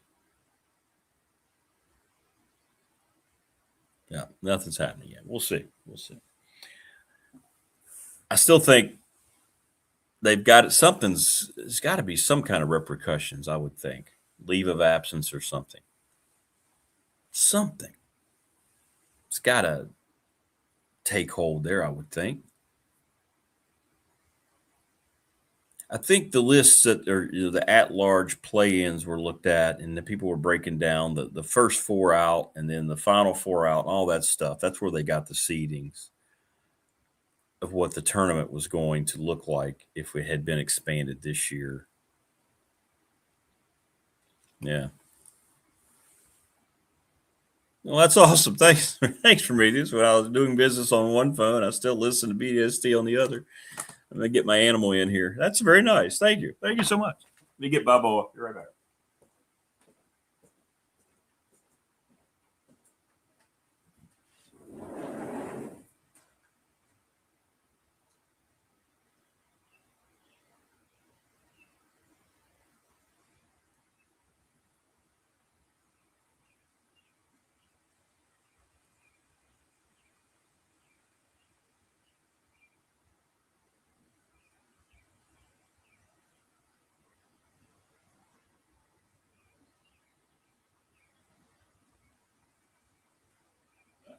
No wonder. Raining again.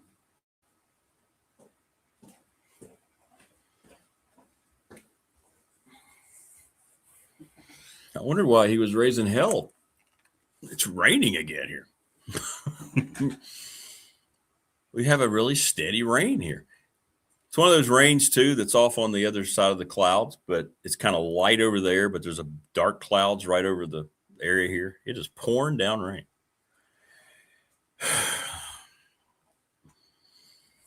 Pouring down rain. I got to call you, by the way, Big Al. Sorry I missed your call last night. My daughter was here, and yeah, we had dinner and hadn't seen her in a long time. So my apologies, I missed your call.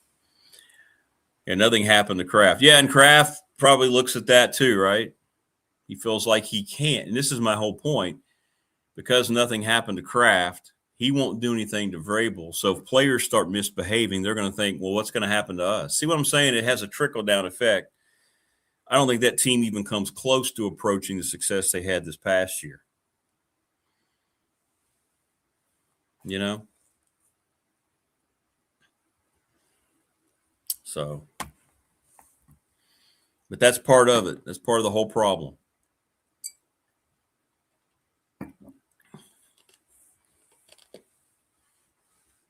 Yeah, but give me a buzz this morning, Al. Get on the road about 8:35. Sorry I missed you yesterday. But I did get invited to the Blacksburg Sports Club meeting next week, next Wednesday. Bud Foster is going to be speaking, so I'm looking forward to that. Looking forward to talking to Coach. I hadn't talked to him in too long, so I'll be over there next Wednesday. So if you're over at the Blacksburg Sports Club event, come hang out.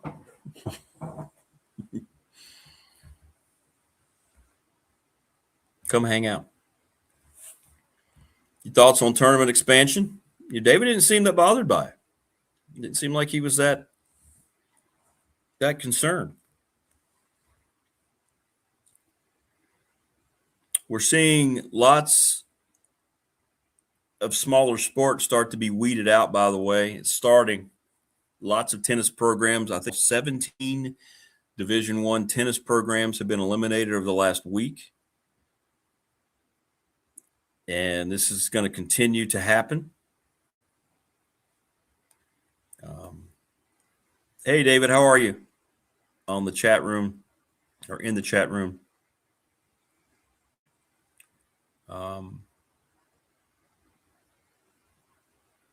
No, it won't stop at 76. They want to go to 90. See, they don't throw out these numbers arbitrarily. The only number that came up first was 76. Guess what we went up to? 76. You've seen 90 being discussed. They've already figured out the formula to go jump at 14 more teams to 90. And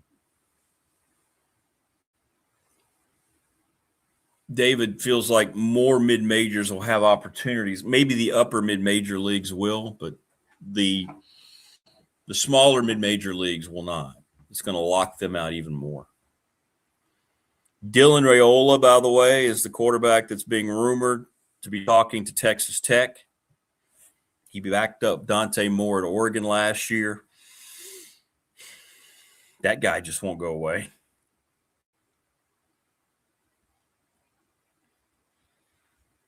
But it does bring out what Damian talked about, too, with Texas Tech. I'm going to write about this week in the Patriot. I mean, the guy's his college career is over. And he won't have NFL career. Yeah, it'll happen, T-Bird. Yeah. Lacrosse, I just saw a lacrosse program got eliminated. Yeah, swimming programs, you name it, that's going to start across the board. Tennis right now is being eliminated hand over fist, it looks like. And these are going to be some of the ramifications of the cost of doing business now with paying athletes. I mean, that's just where it is.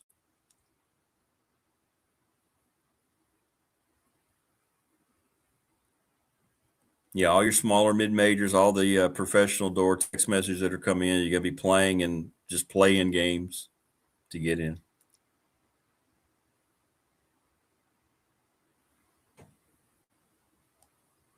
But I don't see it being more. I don't think a lot of mid-major windows are all of a sudden going to spring open. I'm going to be pessimistic about that.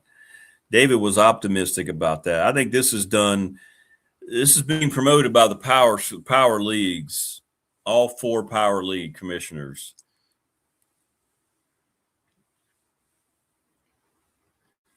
To give their leagues more opportunity to go in and make the money rounds.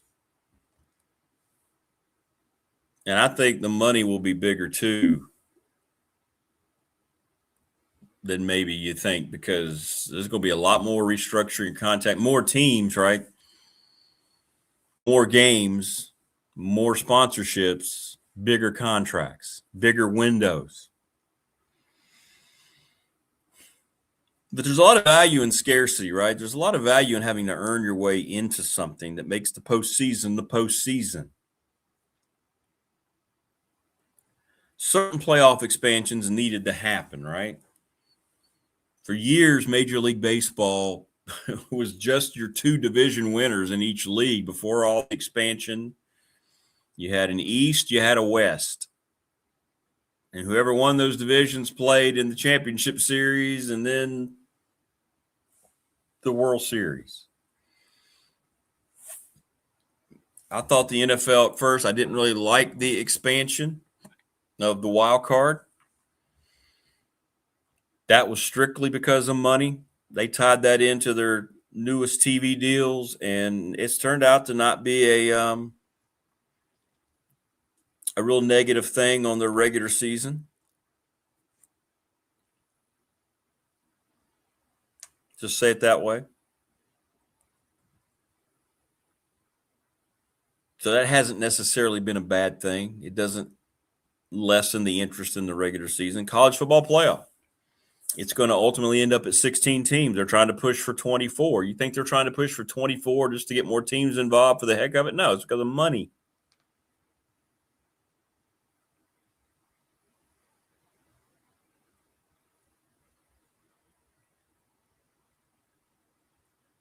But the NCAA tournament's going to start to feel more and more like qualifying for a bowl game. Doesn't really matter.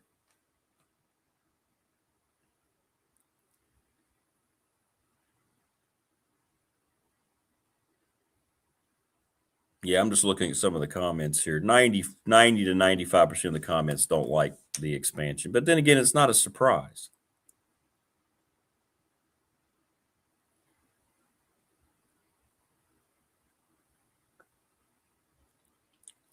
Best tournament in sports, now completely ruined. Yeah.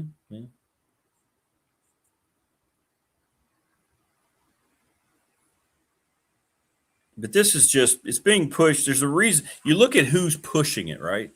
What's up, Morris?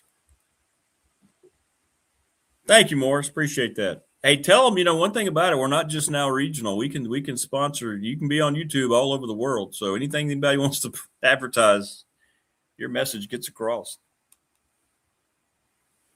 But if you look at the leagues who are pushing this, the power leagues, why are they pushing it? Because the power leagues are paying the most money for players, for their rosters, in the rev share. How else can we create revenue? Well, if we get more of our participants in the tournament and they win a game or two, and if you add more teams just by elimination alone, what are you doing? Okay. We get more teams, we have more chances. It's like buying 100 lottery tickets. You have more chances to win the big money with 100 than you do if you have 2.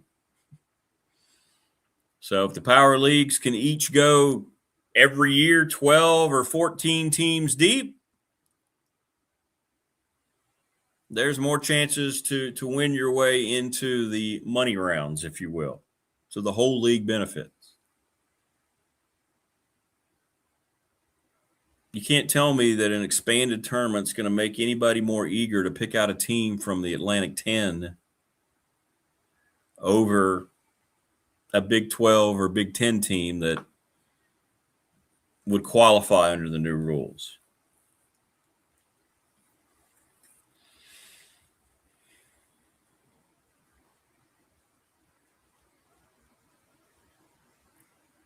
That when baseball changed their formula and interleague play, I'll tell you what do you think of this? And I've had this discussion with folks in the past. Baseball for decades was America's pastime.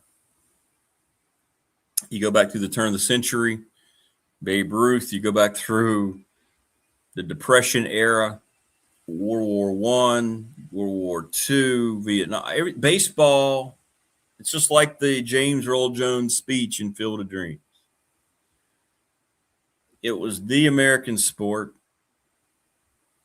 bar none. So popular that other countries started emulating and wanting to play it. And now it's become the most popular international sport along with soccer. So they had traditions, they had commissioners, they had owners that respected it. And I know money changes everything. Just right. Exactly, Prometheus. But when they gave up all their traditions, they gave up all their traditions. They sold out. Bud Selig, steroid era, interleague play. Man, there was nothing more unique than the American playing the National League. The All-Star game meant a lot. You had that Midsummer Classic. That's why it was called that for a reason. American League All-Stars, National League All-Stars. Who's going to be the best team? Then you get to the World Series. Yankees and Dodgers. Reds and Red Sox. Whoever it was. And then baseball started to slowly change all of their traditions. And they lost their stranglehold on the American public in terms of being the national pastime. And then football kept growing and growing, the NFL in particular. Baseball, I guess they gained a lot more TV money, richer owners coming in and buying clubs with the expansion, with interleague play and new TV deals. But please don't say bar none, Rick. There's so bars. That's not what I meant, Morris. Yeah, T-Bird. If we got 5 more really good sponsors, we'd be good to go. We'd be good to go. But I think it played into it. Now, nationally, the progression of football and the interest in it won people over too. But I think baseball kind of letting go of everything that made it special also added to it. It's not talked about enough. Baseball did a lot of the damage to itself. And now you have a commissioner who hates the game, hates the traditions of the game, doesn't care about any aspect of the game other than trying to create, I don't know what he's trying to do. But baseball changed because it was such a traditional staple and backbone of this country. It lost a lot of its attractiveness to a lot of generations of fans when it just threw all that out the window. And maybe it was inevitable. I've seen counter arguments. Look, it's called progression, right? Every other league's expanding. What was baseball supposed to do? You could have still expanded. You could have still expanded your playoff, but you didn't have to change interleague play. You didn't have to bring that into. I mean, that of all the things they've done, other than the steroid era that they allowed, the strike in '94, I think permanently ended any claim they had to be America's pastime.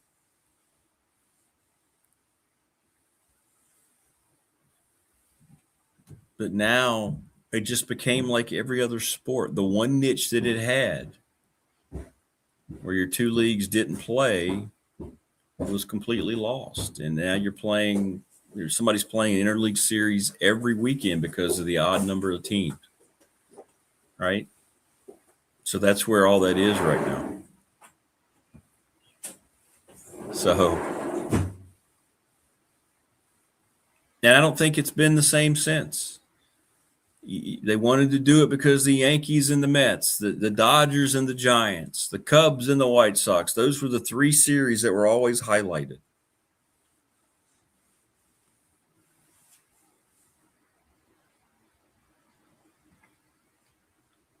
Okay, thanks, T-Bird. I should do that. Take a picture of that so I don't lose that.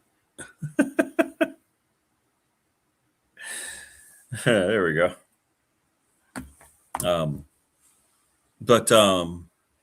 we're on the hunt now. I'm on the hunt now, reaching out to some folks for sponsor. I just know how much I've heard back. We've helped people here on the show.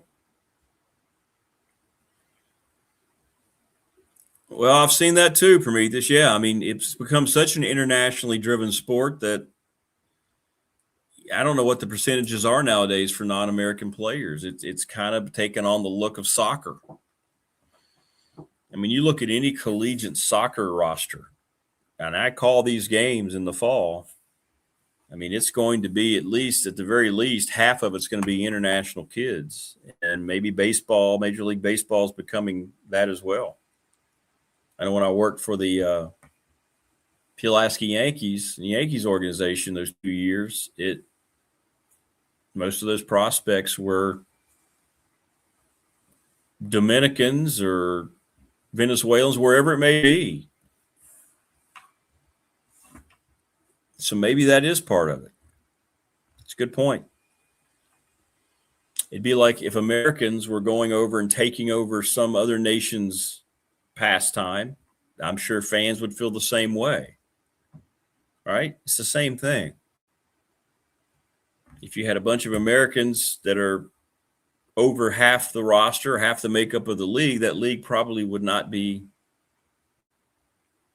as successful in that country. So it makes a lot of sense. It does.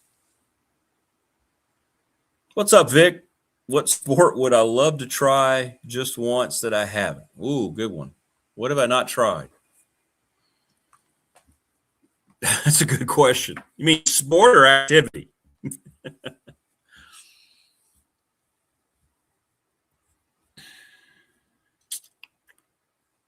What's a sport that I would love to try just once? I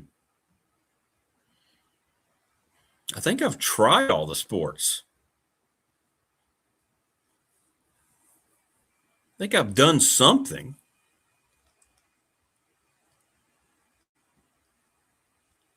I mean, I've tried golf. I wasn't good at it. Played tennis. Badminton. I've played all the team sports. Curling.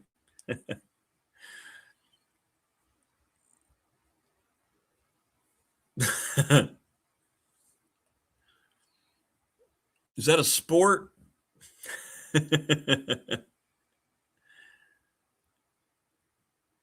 Yeah, what the heck? Let's go with curling. How about downhill skiing? Would I like to try it? No, it'd be a lie. I wouldn't. No.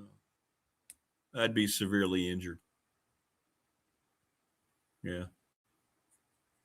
Yeah, let's go with curling. Let's do that.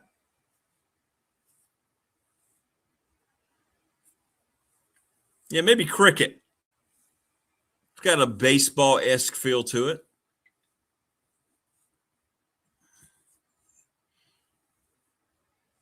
I don't think I've ever played pure rugby. Probably at my age now, I wouldn't want to do that. But back in the day, I mean, I did that.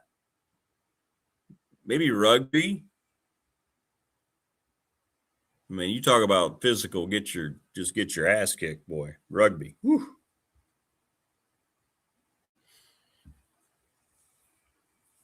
Pickleball. No, I've not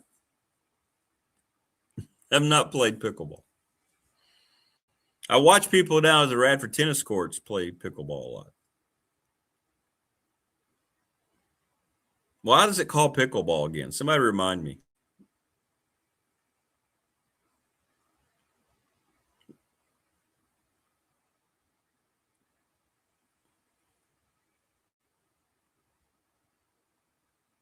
All right, thanks, Tebow.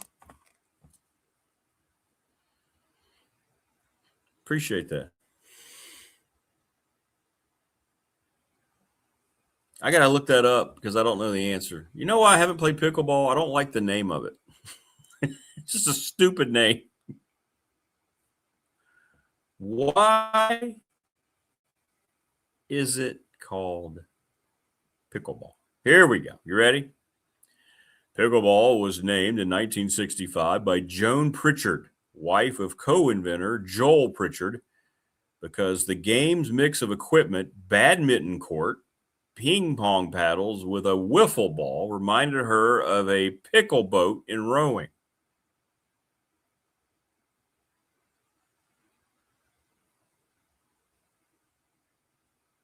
A pickle boat is a crew composed of leftovers or mismatched non-starters from other boats.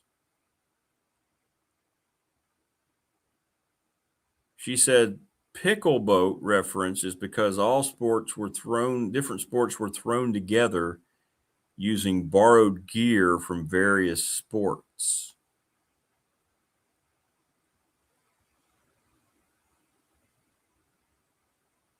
Well, that makes it even dumber. I don't even understand what I just read.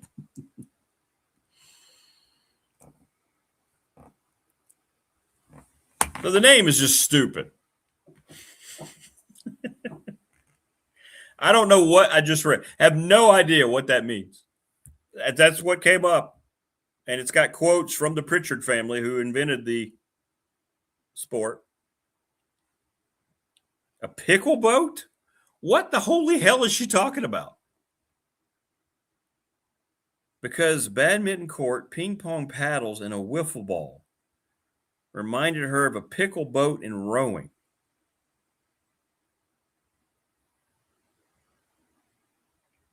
Well, frankly, all that just sounds made up.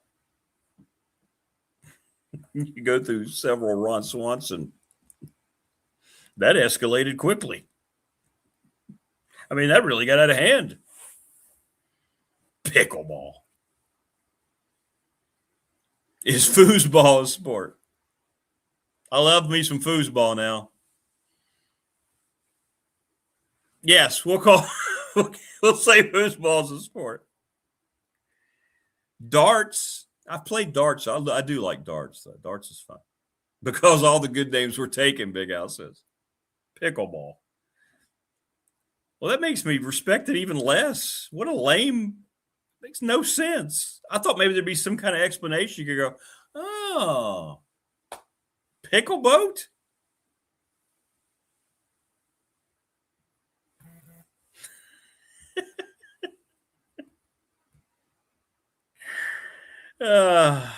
That's funny. That's funny. But we do have a lot of people play it down at Radford, I'll tell you that.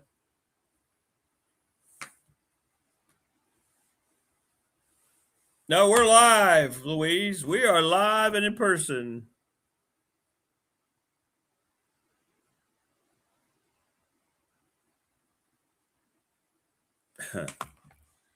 With a few beers, it is. My daughter played Division II soccer the last 3 years, and most of the scholarship players were international. Yeah. Mr. Foos. Yeah, what was that? Prometheus. Why did that immediately ring a bell? Was that a foosball? That was a foosball thing, right? Mr. Foos?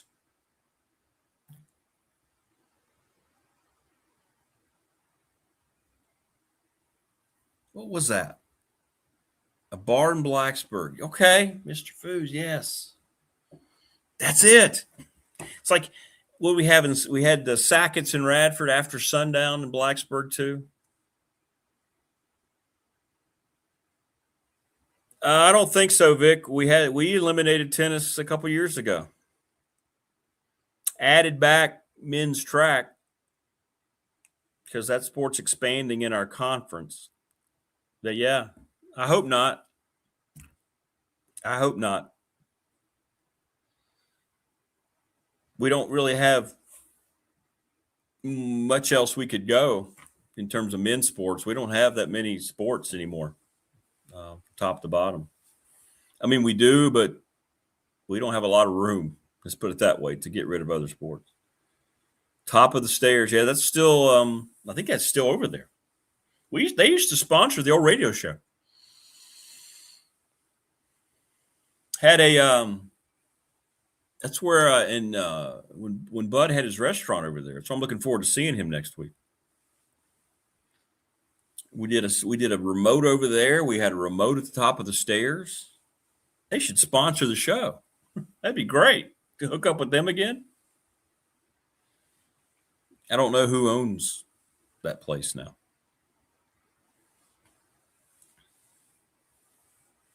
Yeah, it's still drizzling out here. Yeah, more rain. I saw that. It's darkening up here. A little chilly too today. Mr. Foos. Yeah, that was rang a bell, man. Wow.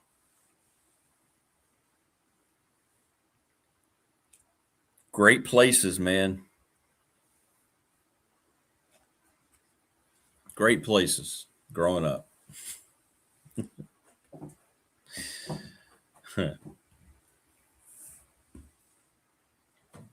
Pickleball.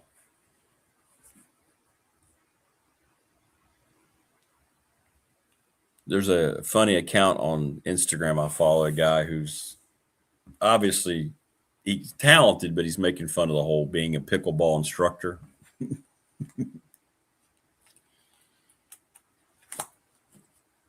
And they had one where he's helping somebody pick out one of the paddles, and basically all the paddles are the same, yet they just have different names on them. They're painted differently, so the prices escalate.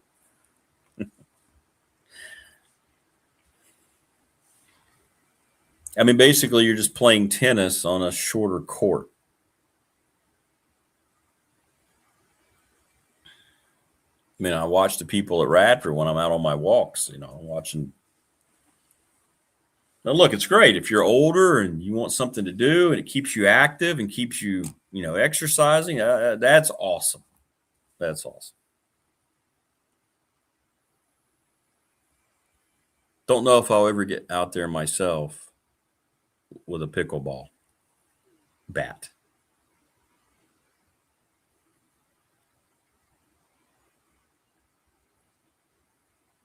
I'm just looking at more of the reaction about, I said that people just don't have everything's just accepted now.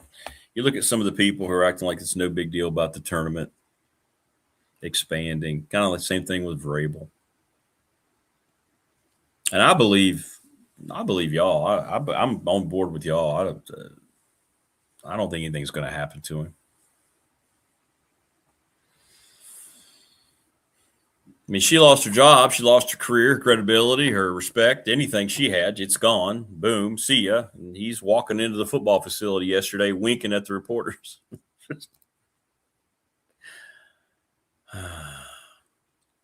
I always thought the Fu Lin Chinese restaurant in Fairlawn would have been called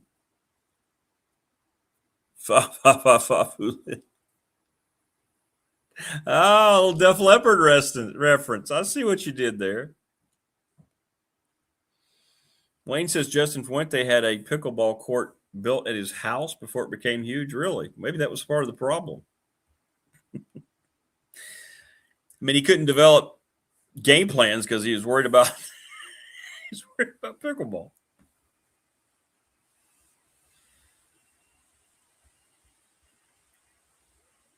Yeah, it could be, unless they've just been working on the easiest exodus. People, that's what the opinion was yesterday, because all these different reports popped up, and you have to be careful some of the sources.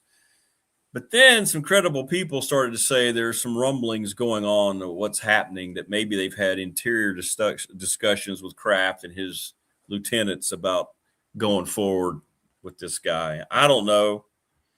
But what do we say? What's one of our mottos? One of our MIDI mottos, right? Have self-awareness is number one.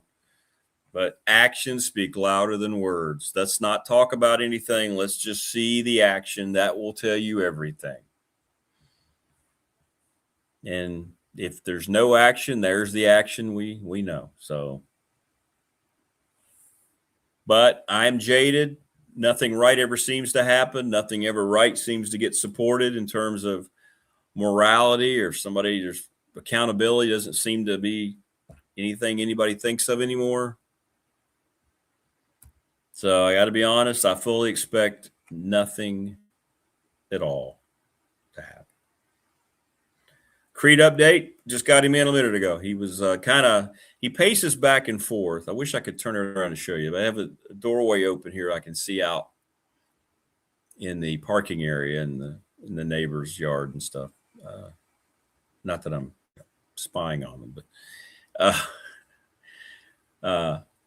and I wondered why he was raising hell. When I went out, it was raining. It's still raining here. he doesn't want to be, out wet. Nothing's moving. He knows his hunt's destroyed if it's raining. So he came in. He shook off here on the rug. He always, which is cool, by the way. He never does it on the floor. Like he always makes it so he knows. And he kind of he trotted up the stairs, and I'm guessing he's probably asleep somewhere right now. The worst homeowner ever worked for, Justin Fuente. Yeah, well. I can see that too, Prometheus. All right, good stuff today. Thanks to everybody. Great chat as always. Great guests, man. Keon, Damian Sordelet, David Teal. Man, oh, man. Tomorrow is the Thursday edition. Man, we charge into graduation weekend at Radford. Hard to believe. My son getting out of school on Friday.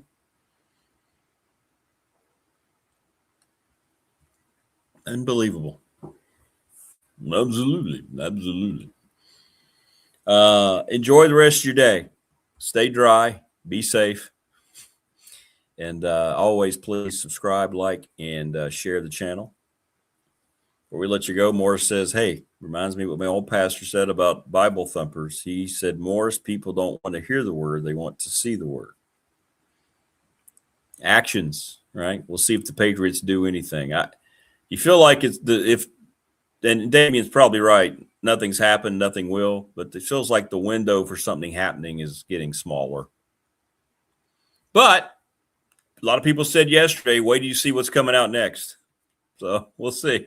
All right, everybody, take care. Enjoy the rest of your Wednesday. We'll see you.